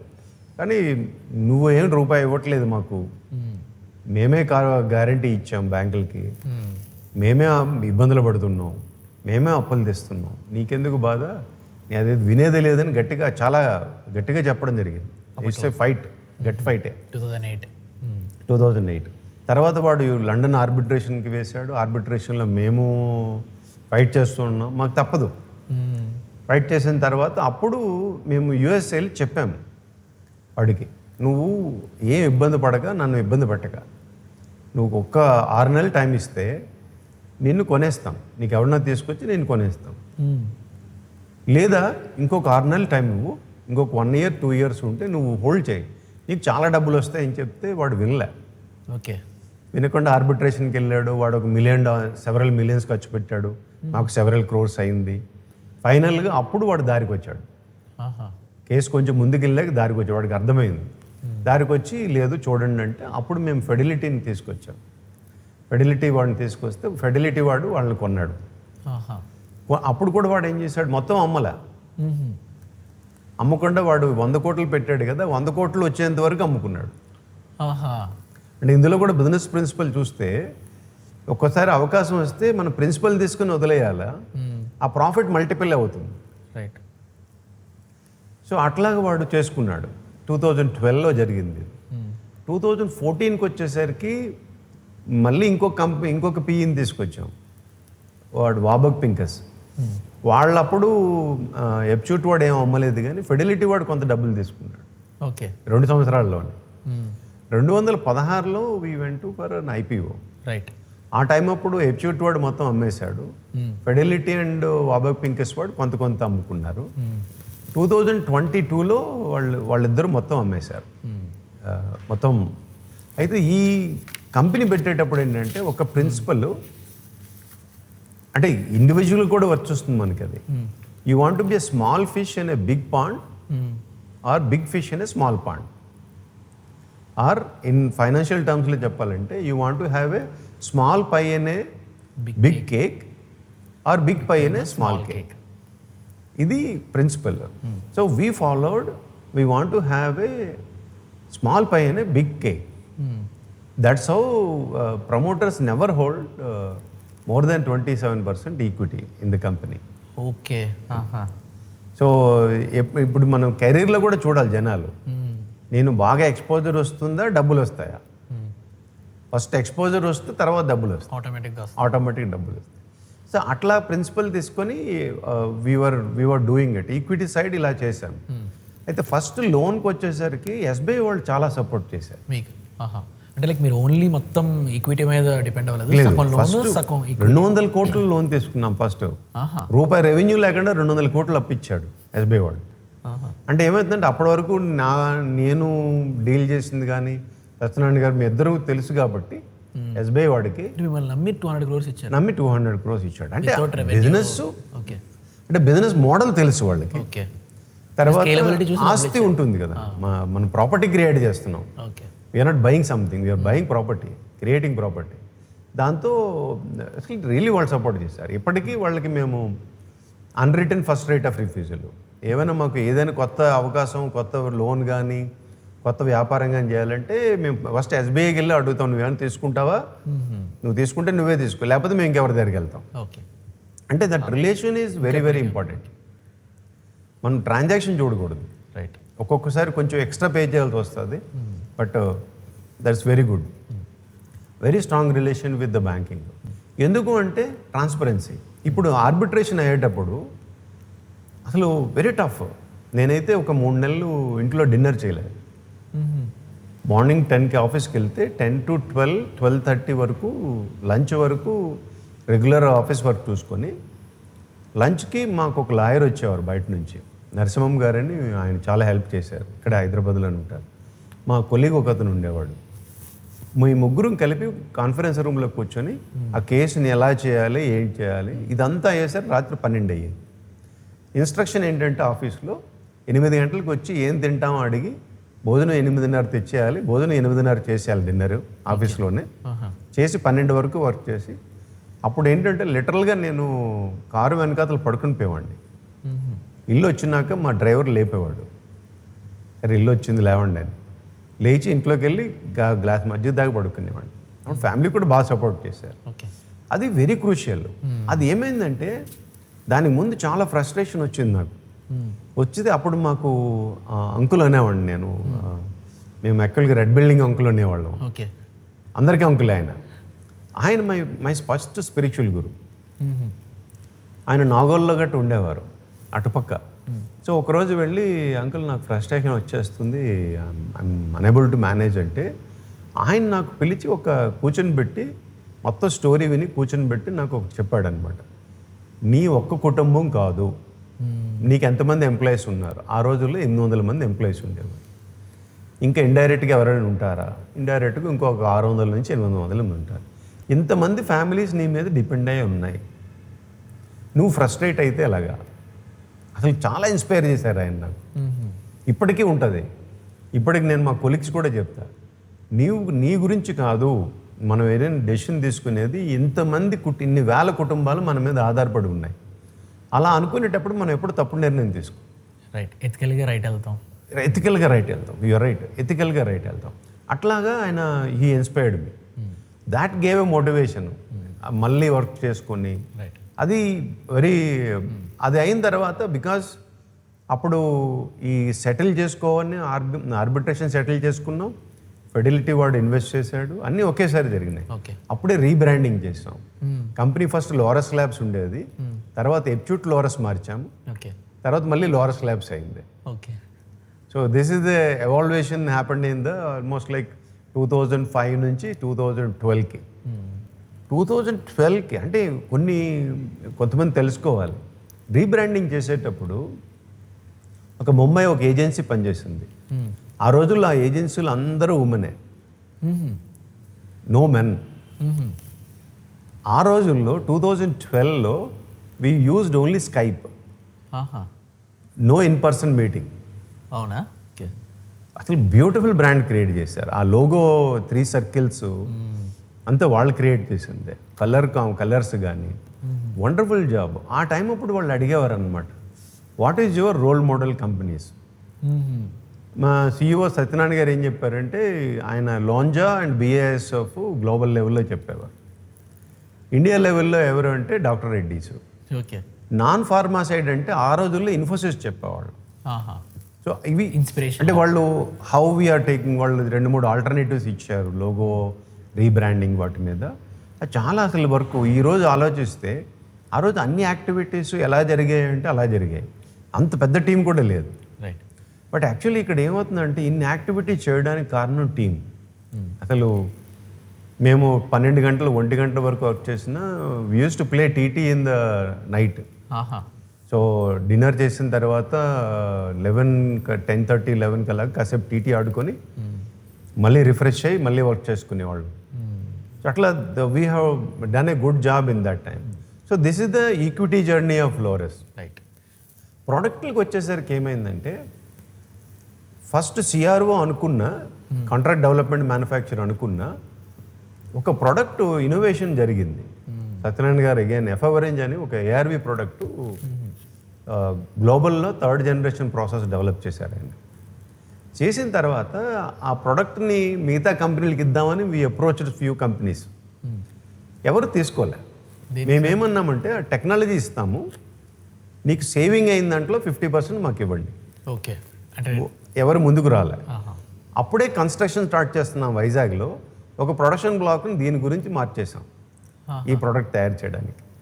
అసలు జీరో వాల్యూ నుంచి మేము ఒక స్టేజ్లో 150 టన్ చేసేవాళ్ళం మంత్కి ఆ ప్రోడక్ట్.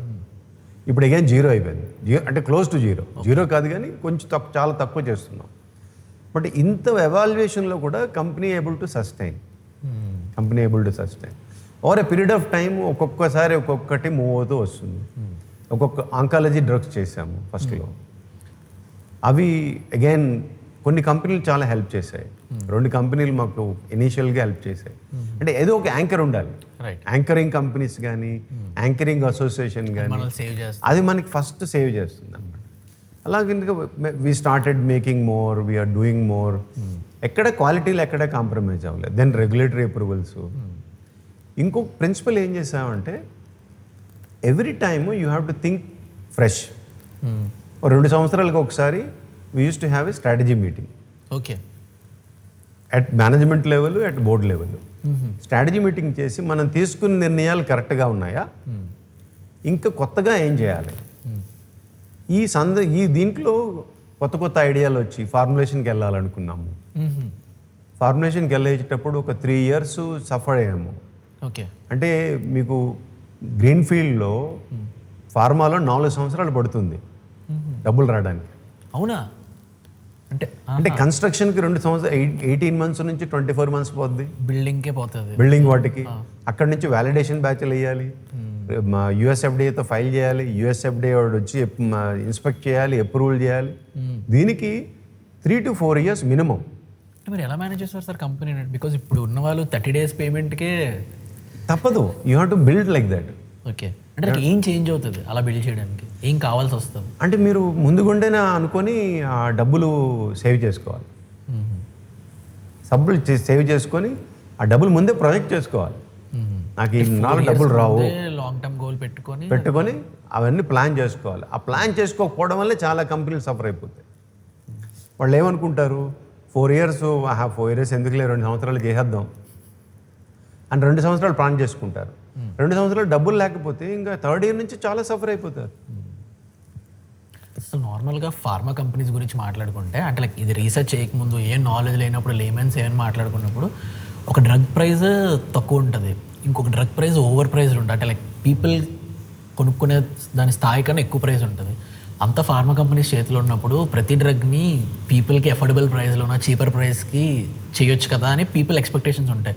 అంటే మాకు తెలియదు కాబట్టి లోపల ఏం జరుగుతుంది. ఇఫ్ యూ కెన్ ఎక్స్ప్లెయిన్ ఎందుకు అంత ప్రైస్ డిఫరెన్స్? అంటే ఇక్కడ డ్రగ్కి 2 రకాలు ఉంటాయి. ఇప్పుడు కొత్తగా ఇన్వెంట్ చేసిన డ్రగ్కి ఇప్పుడు మీరు గ్లోబల్ లెవెల్లో మాట్లాడితే $1 billion అవుతుంది ఒక డ్రగ్ డెవలప్మెంట్కి. అంటే 8,500 కోట్లు అవుతుంది ఒక డ్రగ్ని బిల్డ్ ఒక డ్రగ్. అంటే దాని గురించి అవ్వదు. ఆ డ్రగ్ రావడానికి వాళ్ళు రకరకాల డ్రగ్గులు చేస్తారు. సక్సెస్ అవ్వచ్చు, సక్సెస్ అవ్వకపోవచ్చు. అది మెయిన్ ఇన్నోవేటివ్ డ్రగ్స్. జనరిక్ డ్రగ్లకు వచ్చేసరికి కాస్ట్ ఎందుకు తేడా వస్తుందంటే, కొంతమంది చిన్న జిఎంపీ ఏరియా లేని దాంట్లో చేస్తారు. వాడు ఏదో తక్కువ చేసేసో లేకపోతే ఇంకేదో కాంప్రమైజ్ అయ్యి తక్కువ ప్రైస్కి ఇస్తారు. ఇంకొకడు అన్ని క్వాలిటీ స్టాండర్డ్లు మెయింటైన్ చేస్తారు. చేసిన దానికి కొంచెం ఎక్కువ ఉంటుంది. కాబట్టి డ్రగ్ కొనేటప్పుడు మేము ఇంటర్నల్గా ఏమంటామంటే, మనం తయారు చేసే డ్రగ్గులు ఎవరు వాడకూడదు మన ఎంప్లాయీస్. ఒకవేళ వాడాల్సి వస్తే they should first prefer లోరెస్ట్ drug. Okay. ఆ క్వాలిటీ మెయింటైన్ చేయాలి. అంటే quality is important. Price, quality, ఇప్పుడు మీరు 3 రకాలు ఉన్నాయి కదా, quality, time, cost. 3 will not go together. మీకు టైము ఫాస్ట్గా కావాలంటే కాస్ట్ కాంప్రమైజ్ అవ్వాలి. కాస్ట్ ఎక్కువ అయినా ఓకే అనాలి, బట్ క్వాలిటీ ఎక్కడే కాంప్రమైజ్ అవ్వకూడదు. So the pricing will be decide with the formulation only. ఇక్కడ మీరు అర్థం చేసుకోవాల్సి ఏంటంటే, ఫార్ములేటర్ రిటైల్ పే చేసే దానికి ఫార్ములేటర్కి చాలా ఖర్చు ఉంటుంది. ఈవెన్ యూఎస్లో కూడా distribution cost is much higher. అంటే ఇప్పుడు ఒక ఏపీఐ, అప్పుడు మీరు లారస్ లాంటిది ఉన్నారు, ఏపీఐ తయారు చేస్తారు. It took 4 years 5 years ఇన్వెన్షన్కి.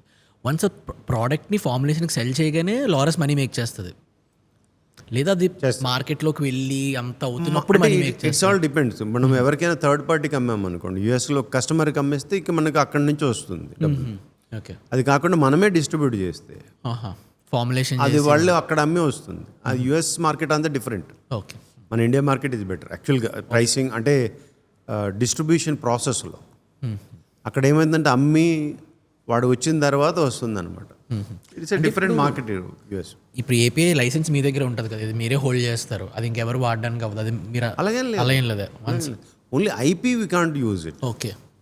మీరు రిజిస్టర్ చేసుకోవాలి. ఇప్పుడు యూఎస్కి అమ్మేదానికంతా యూఎస్ డిఎంఎఫ్ ఫైల్ చేయాలి, డ్రగ్ మాస్టర్ ఫైల్ చేయాలి. That is for API. ANDA అని ఉంటుంది, అబ్రివేటెడ్ న్యూ డ్రగ్ అప్లికేషన్ అని.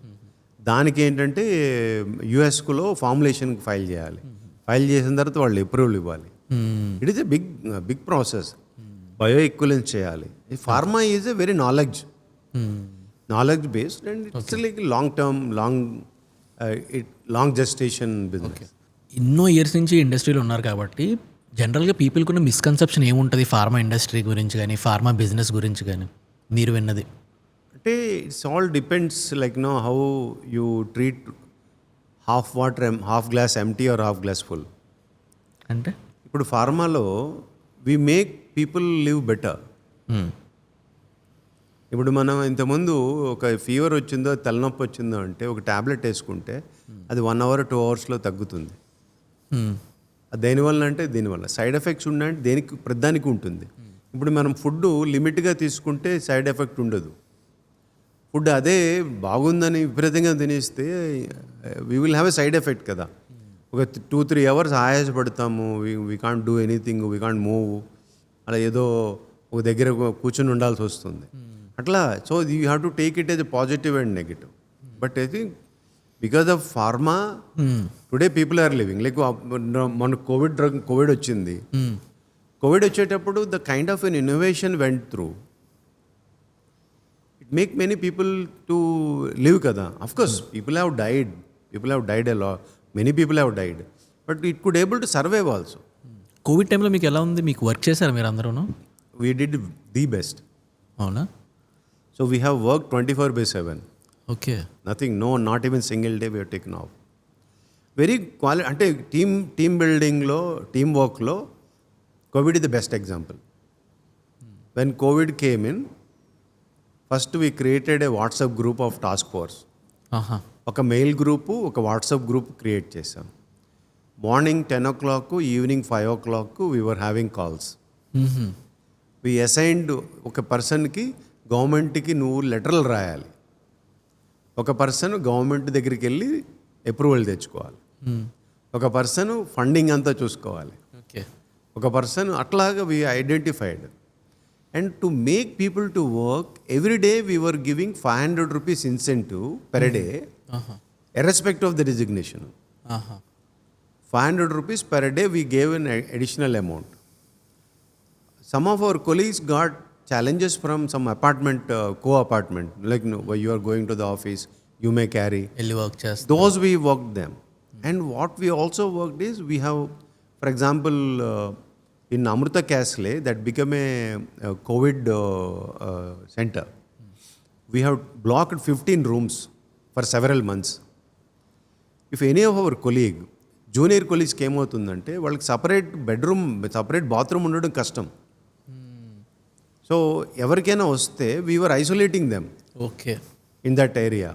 అక్కడ oxygen concentrate, we bought oxygen concentrated, distributed. మేము ఆ టైంలో so much demand, 3 special cargos from China to Hyderabad తెప్పించాం.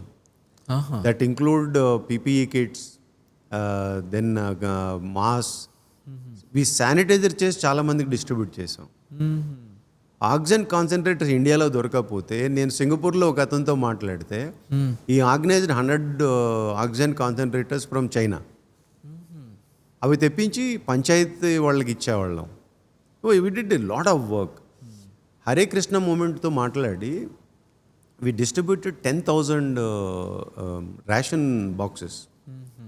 20 డేస్కి సరిపడా రేషన్ బాక్సెస్ని ఫ్రీగా ఇచ్చాము మేము, ఎవరు అడిగితే వాళ్ళకి. అంటే తర్వాత డిస్ట్రిబ్యూట్ చేసాము. తర్వాత lot of good things we have done.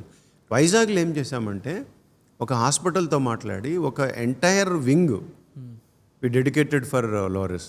Okay. And first 50 Covid పేషెంట్స్తో మా లోరస్లో I was speaking to them personally. నేను పర్సనల్గా మాట్లాడా. ఒక అమ్మాయి అయితే ఏడుస్తూ ఉంది ఆ రోజు. ఆమె ఆ రోజు birthday. She diagnosed as a Covid positive. ఏడుస్తూ ఉంది. నేను చెప్పా, ఎందుకమ్మా ఏడుస్తావు, మేము ఉన్నాం కదా, we will take care of them, take care of you. And we use to send dry fruits, fresh fruits to the people. Okay. Code అంటే చాలా చేసాం. అంటే that is the best way to do it. As a pharma industry, Laurus next 5 years vision ఎలా ఉండబోతుంది, ఎక్కడ ఉండబోతుంది? క్వాలిటేటివ్గా మేము we always invest in to new areas. For example, ఒకప్పుడు మేము ఏఆర్వి ఏపీఐ కంపెనీ అనేవారు మమ్మల్ని. తర్వాత ఏపీఐ కంపెనీ అన్నారు. తర్వాత ఏపీఐ ప్లస్ ఫార్ములేషన్ అన్నారు. తర్వాత ఇప్పుడు సిడిఎంఓ కంపెనీ అంటున్నారు. మేము ఇప్పుడు సెల్ థెరపీలో ముంబైలో ఒక కంపెనీలో ఇన్వెస్ట్ చేశాము. చాలామందికి తెలియదు, ఐఐటీస్లో వాళ్ళు ప్రొఫెసర్సు, వాళ్ళకి ఏమైనా ఇన్నోవేషన్ ఐడియాస్ ఉంటే they can start A company.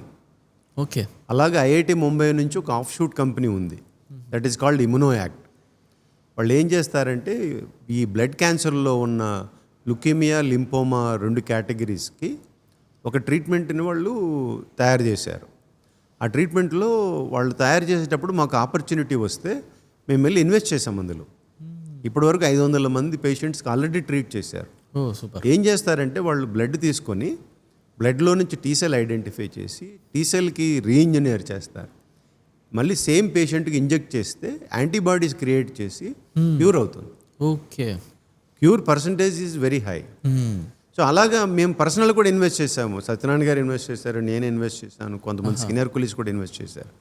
అలాగే ఇప్పుడు మేము ఏడీసీసు, తర్వాత సీజీటీ. ఇప్పుడు మా దగ్గర లేని టెక్నాలజీ లేదు. మేము we ready with all the technologies except sterile. Okay. So మేము వెల్ గేర్డ్ అప్. నెంబర్లు గట్ట చెప్పం కానీ నెక్స్ట్ 5 yearsలో చాలా బాగుంటుంది అనుకుంటున్నాం. లోరస్ చాలా బాగుంటుంది అనుకుంటున్నాం. అలాగే లోరస్లో ఏంటంటే, ఈ సిడిఎంఓ షేర్ ఈరోజు 30% ఉంది, ఒక 50% వరకు వెళ్తుందని మేము ఆల్రెడీ చెప్పాం. ఓకే. 5 సంవత్సరాల్లో అంతా బాగానే ఉంటుంది. సో మేము ఎక్స్పాండ్ అవుతున్నాము. ఈ మధ్య మీరు పేపర్లో చూస్తుంటే 500 ఎకరాలు ల్యాండ్ ఆంధ్ర గవర్నమెంట్ మాకు అలాట్ చేసింది. ఓకే. ఇప్పుడు ఈ మధ్య కరెంట్ సో 500 ఎకరాలు మేము మేము ఏం చేస్తామంటే, ల్యాండ్ ఉంటే మనము కట్టడానికి 4 సంవత్సరాలు పడుతుందని చెప్పాను కదా, అందుకని ఎప్పుడు కూడా మా దగ్గర ల్యాండ్ పార్సల్ ఉండేటట్టు చూసుకుంటాం. ఇప్పుడు ఉన్న ల్యాండ్ పార్సల్ మాకు ఇంకో నెక్స్ట్ 4 years పనికి వస్తుంది, 3-4 years. ఇప్పుడు అందుకని 500 ఎకరాలు తీసుకున్నాము. ఇది అయిపోయేసరికి 500 ఎకరాలు కూడా మాకు హ్యాండీగా వస్తుంది. సో కంటిన్యూటీ ప్లాన్ అయితే మాత్రము క్లియర్గా ఉంది. సో హడావుడి పడము, మేమంతా కూల్గా చేసుకుంటాం. సో జనాలందరూ మాతో మొదటి నుంచి ఉన్న వాళ్ళే, సీనియర్స్ అందరూ. I think this good, we are trying to do good. As a said, we will not dilute any values. అంతా మంచిగా జరుగుతుంది, అంతా ఒక యూనిటీగా ఉన్నాము. సో యాజ్ అ సిఎఫ్ఓ 2016లో మీరు ఐపీఓకి వెళ్ళారు. ఆ టైంలో ఇండియాలో డిమానిటైజేషన్ కూడా జరుగుతుంది. ఆ టైంలో చాలా కంపెనీలు రిస్క్ ఎవరు చేయలేరు. అసలు మీరు ఎలా చేశారు? ఆ టైంలో ఏం జరిగింది? It's a very tough. Right. So మాకు మేము వచ్చేసరికి 2-3 కొత్తవి అయినాయి. ఒకటి ఏంటంటే ఇండిఏఎస్ అని కొత్త అకౌంటింగ్ సిస్టమ్ తీసుకొచ్చింది గవర్నమెంట్. మాదే ఫస్ట్ ఆర్ సెకండ్ అది ఇంప్లిమెంట్ చేశాము. మాకు ఏంటంటే వెళ్ళాలా వద్దా, ఇప్పుడు వెళ్ళాలా, ఇప్పుడు తర్వాత వెళ్ళాలా అనేది పెద్ద ప్రశ్న. సో ధైర్యంగా వెళ్ళాం. ముంబై వెళ్ళి మాట్లాడుకున్నాం ఏం చేయాలి, డిమాండ్ ఎంత వస్తుంది. ఓకే, 4 times మాది ఓవర్ సబ్స్క్రైబ్ అయింది. అప్పుడు that is a tough call, but that is a good call for the company, good call for the. ఇక్కడ ఏమవుతుందంటే 2007లో ఇన్వెస్ట్ చేసిన వాళ్ళు కూడా మా దగ్గర ఇంకా ఉన్నారు. అవునా? అంటే ప్రమోటర్ సైడ్ కాదు, ఓకే, సపరేట్ అవుట్ సైడర్స్. వాళ్ళు ఏంటంటే నేను ఒక అవకాశం వచ్చిన ప్రతిసారి, ఇప్పుడు లిస్టెడ్ అంటే ఇప్పుడు ఎప్పుడైనా అమ్ముకోవచ్చు. రైట్. ప్రైవేట్గా ఉండేటప్పుడు కూడా నేను అడిగేవాడిని వాళ్ళని, మీరు ఏమైనా అమ్ముతారంటే ఏమవుతామో ఇలాగే ఉంటుందని. But they grown. ఓకే. అంటే ఇక్కడ ఒక కాన్సెప్ట్ చెప్పాలి. చాలామంది ఏమనుకుంటారంటే మనం ఎక్కువ సంవత్సరాలు ఒక కంపెనీలో ఉన్నా, ఎక్కువ సంవత్సరాలు ఒక స్క్రిప్ట్ని హోల్డ్ చేసినా మనకు డబ్బులు రావేమో అనుకుంటారు. కొన్ని సందర్భాల్లో రావేమో, చాలా సందర్భాల్లో వస్తాయి. ఓకే. ఇప్పుడు నిన్ననే మా ఎంప్లాయీ ఒక అతను మెయిల్ పెట్టాడు, ఆయన 18 సంవత్సరాలు చేశాను, ఇదే మాట రాశాడు అనమాట. చాలా హ్యాపీ అనిపించింది. 18 సంవత్సరాలు ఉన్నాను, ఇప్పటికీ నేను వెళ్ళాలనుకోవట్లేదు కానీ వెళ్ళాల్సి వచ్చింది, వెళ్తున్నానని. ఓకే. బట్ అక్కడ క్వశ్చన్ ఏంటంటే లాంగ్విటీ. ఒక దాన్ని నమ్ముకొని వాల్యూస్తో ఉంటే డెఫినెట్గా, లైక్ కొంతమంది స్థలాలు కొని ఉంచుతారు, పెరుగుతాయి. ఒక టైం అప్పుడు కొన్ని సంవత్సరాలు కొన్ని సంవత్సరాలు పెరుగుతాయి. So you have to have a patience to wait. అసలు ఒక ప్రైవేట్ లిమిటెడ్ కంపెనీ ఈరోజు రేపు లిస్టెడ్ కంపెనీ అయింది. ఓవర్ నైట్ ఏం చేంజ్ అయిపోతుంది కంపెనీలో? Operations wise, board of directors wise, decisions wise. Operational wise ఏం చేంజ్ అవ్వదు, సేమే ఉంటాయి. సో మోర్ విజిబిలిటీ వస్తుంది ఆ కంపెనీ గురించి. మోర్ నెంబర్స్ పబ్లిష్ చేయాలి, క్వార్టర్లీ నెంబర్లు రిలీజ్ చేయాలి, క్వార్టర్లీ కాన్ఫరెన్సెస్ పెట్టాలి. సో అవన్నీ మారుతాయి అంతే. ఓకే. అంత తప్ప ఆపరేషన్స్ ఏం చేంజ్ అవుతాయి? అవో. ఓకే. అంటే ఒకవేళ ఐపీఓ రీచ్ చేసి ఒక డబ్బులు వచ్చిన తర్వాత అప్పుడు చేంజ్ అవుతుంది ఆపరేషన్స్. ఐపీఓ అప్పుడప్పుడు కూడా మనం ప్రాసెస్ ఇవ్వాలి, దీనికోసం నేను డబ్బులు రైజ్ చేస్తున్నా, ఇది పెడతానని, అప్పుడు మారుతుంది. Otherwise there is no change. ఇప్పుడు నార్మల్గా ఐపీఓ లిస్టెడ్ కంపెనీకి అరౌండ్ టిల్ మ్యాక్స్ ఒక 50 బోర్డ్ ఆఫ్ డైరెక్టర్స్ ఉండొచ్చు. Kind of. ఓకే. ఇప్పుడు లిస్టెడ్ కంపెనీ అంటే మినిమం ఇంత బోర్డ్ ఆఫ్ డైరెక్టర్స్ ఉంటారు. ఒక డెసిషన్ ఒక లైవ్లోకి రావాలి అని అంటే అంతమంది బోర్డ్ ఆఫ్ డైరెక్టర్స్ అగ్రీ చేయాలి, అలాంటిది ఏమైనా ఉంటాయా? అంటే మెజారిటీ చేయాల్సి వస్తుంది. ఓకే.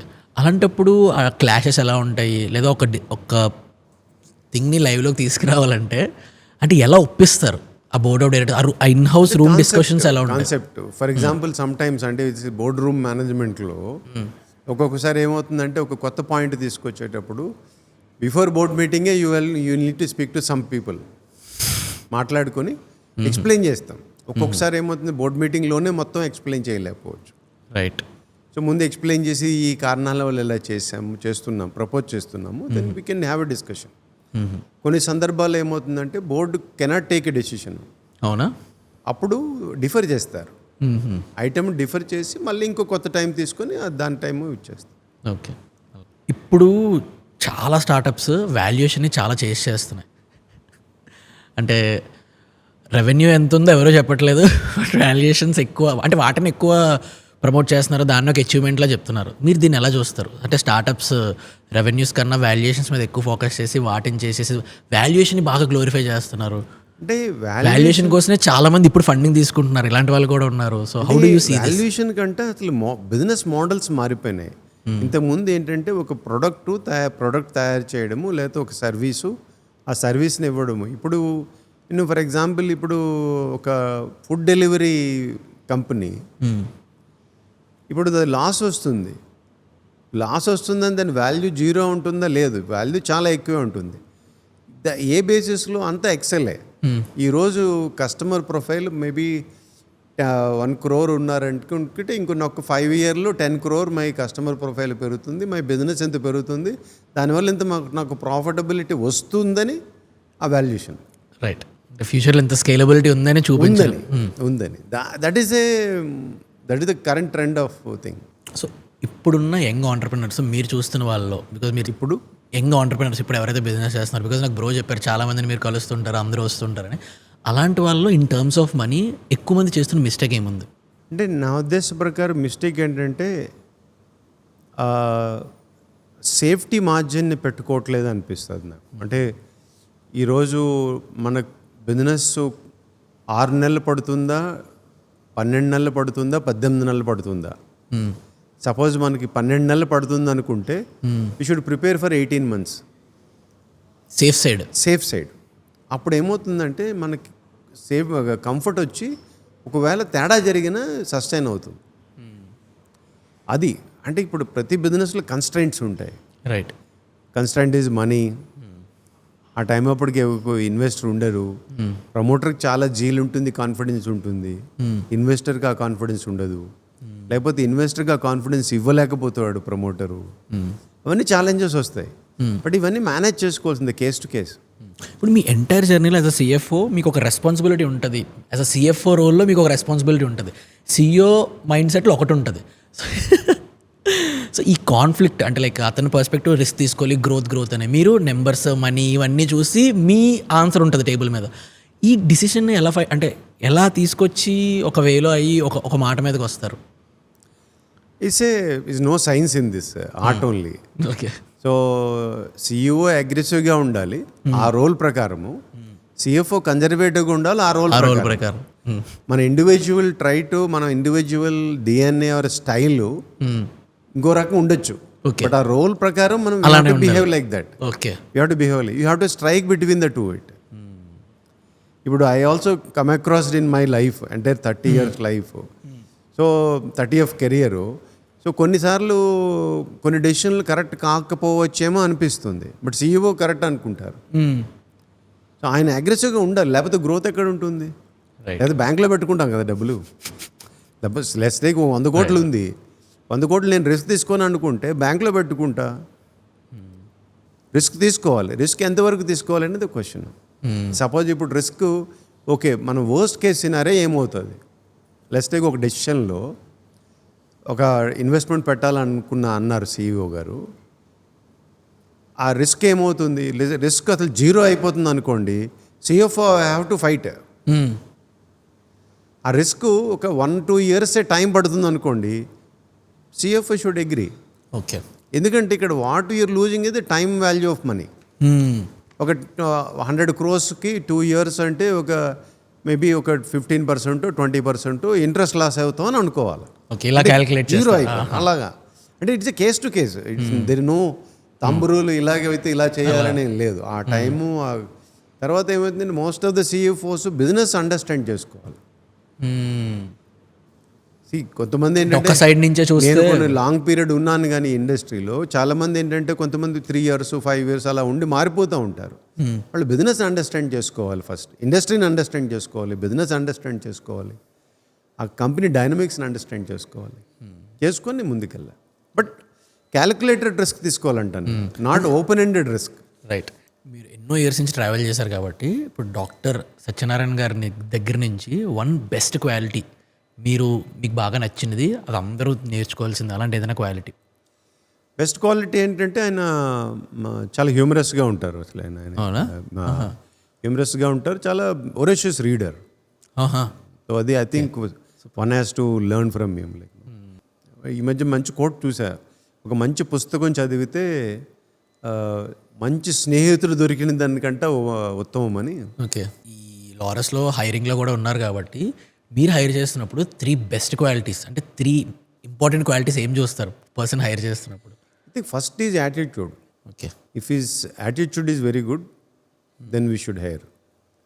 లేకపోతే ఏమవుతుందంటే హౌ బెస్ట్ ద అంటే సబ్జెక్ట్ మ్యాటర్ ఎంత బెస్ట్ అయినా సరే యాటిట్యూడ్ బాగాలేకపోతే ఫెయిల్ అయిపోతారు. అదే మీరు చెప్పారు, attitude is more important then skill. అదే మీరు ఇప్పుడు యూ మస్ట్ బి నోయింగ్ కదా, ఆల్ఫాబెట్స్ నెంబరింగ్ చేసి యాటిట్యూడు, నాలెడ్జ్, ఇన్నోవేషన్ ఇవన్నీ మీరు వాటికి నెంబర్లు వేసి టోటల్ చేస్తే attitude will give 100, okay, knowledge will give some 94 or so, innovation కూడా much less than 100. So the attitude is very very important for anyone, personal and professional. ఇప్పుడు మీరు ఈ హైరింగ్ ఈ సెగ్మెంట్స్ చాలా వాటిల్లో స్క్రాచ్ నుంచి company building మొత్తం growth జర్నీలో ఉన్నారు కాబట్టి కొన్నిసార్లు మనతో పాటు సీనియర్ లెవెల్ పీపుల్ ఎవరైనా కావచ్చు, మనకు వాళ్ళు చాలా ఇంపార్టెంట్, బట్ వాళ్ళు సరిగ్గా పర్ఫామ్ చేయట్లేదు, something is lacking. Hiring firing రెండు ఇంపార్టెంటే కంపెనీకి. అంటే ఒక ఆర్గనైజేషన్ ఎంత లెవెల్లో ఉంది అంటే హైరింగ్ ఎంత బాగా చేస్తారో ఫైరింగ్ కూడా అలానే చేస్తారు.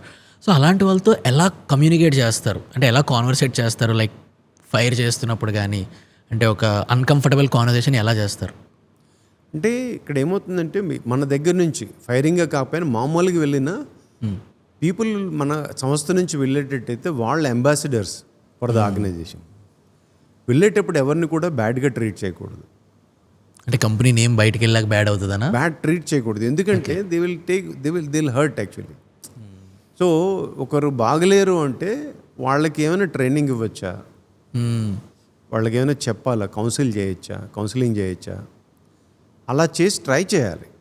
ఒక అట్లీస్ట్ 2-3 years ట్రై చేసి అప్పటికి ఇంకా మాలేకపోతే వాళ్ళకు ఒక లిమిట్ ఇచ్చి అప్పుడు ఎస్కలేట్ చేయాలి. ఓకే, కొంతమంది చేంజ్ అవ్వరు అసలు, వాళ్ళకి చెప్పిన ట్రైనింగ్ ఏమి ఇచ్చినా వేస్ట్. అలాగని చెప్పి వాళ్ళని ఉంచితే మిగతా మొత్తం ఎన్విరాన్మెంట్ పాడవుతుంది. ఐసోలేషన్ ఉండడం, మీతో మీరు సెల్ఫ్ టాక్ చేయడం ఇలాంటివి చేస్తుంటారా? చేస్తుంటాం. అవునా?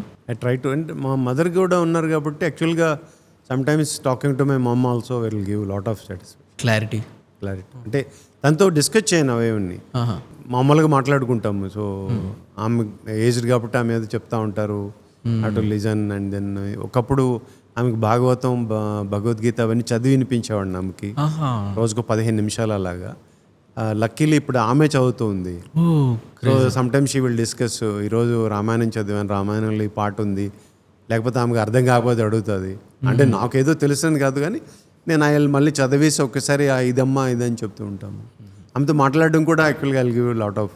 So I really love my mum. So నేను బయటకు వెళ్ళేటప్పుడు అంటే ఇంపార్టెంట్ డే అయితే I take her blessing and board meetings కానీ, వెరీ ఇంపార్టెంట్ డే కానీ, లేకపోతే when I'm going out of station definitely I will take her blessing and go. I will touch her feet. ఆమె పడుకున్నా సరే, she also concern. So that's how we build over a period of time. So మీ మొత్తం జర్నీలోని 3 best life lessons మీరు నేర్చుకున్నవి అంటే be faith in God. That is the one lesson positively I learned. And second is don't worry about anything, accept that situation. You can't change it. And one more best learn from one of the trainer is respond, don't react. Very powerful statement. Respond, don't react. చాలా problems solve అవుతాయి కూడా దానివల్ల. Actually true. ఇప్పుడు ఒక conflict ఒకడు ఏదో ఎవరో అనేస్తారు, మనం రియాక్ట్ అయితే అది గొడవ అవుతుంది, రెస్పాండ్ అయితే అది నార్మల్ సిచ్యువేషన్ అవుతుంది. That I learn. Respond, don't react. Thank you so much sir. Thank you so much for that time. Thank you so much for watching this episode. ఈ పాడ్కాస్ట్లో ఒక సర్ప్రైజింగ్ ఎలిమెంట్ ఉంది, అది ఈ ఎపిసోడ్లో రిలీజ్ చేయడానికి అవ్వలేదు. After his complete business journey తెలుసుకున్న తర్వాత అతని లైఫ్ ఎక్స్పీరియన్సెస్ నుంచి, లైఫ్ జర్నీ నుంచి there is lot to learn. And అతని ఫిలాసఫికల్ సైడ్ అయితే ఇట్స్ నెక్స్ట్ లెవెల్. ఆ 1 hour కాన్వర్సేషన్ని పవర్ ప్యాక్డ్ ఎపిసోడ్లో కమింగ్ వీక్స్లో ఏదో ఒకటే రిలీజ్ చేస్తాము. ఐ హోప్ మీకు అది కూడా డెఫినెట్గా నచ్చుతుంది. అండ్ దాని నుంచి నేర్చుకోవడానికి చాలా థింగ్స్ ఉన్నాయి. అది మిస్ అవ్వద్దు అని అంటే రైట్ నో ఈ ఛానల్ ఇప్పుడే సబ్స్క్రైబ్ చేసుకోండి. అండ్ ఈ ఎపిసోడ్ని మీ ఫ్రెండ్స్ అండ్ ఫ్యామిలీకి డెఫినెట్గా షేర్ చేయండి. మీరు ఇలానే మన తెలుగు కనెక్ట్ ఛానల్ని సపోర్ట్ చేస్తూ ఉంటే మన తెలుగులో ఉన్న అన్టోల్డ్ స్టోరీస్ని, ఇన్సైట్ఫుల్ కాన్వర్సేషన్స్ని మీ ముందుకు తీసుకొని వస్తాం. Thank you. ఇప్పుడు సక్సెస్కి వచ్చేసరికి వాట్ ఈజ్ సక్సెస్? సిఎఫ్ అవ్వడం సక్సెస్, సిఇఓ అవ్వడం సక్సెస్, లేకపోతే ఒక ఎంటర్ప్రెన్యూర్ అవ్వడం సక్సెస్ కాదంటాను నేను.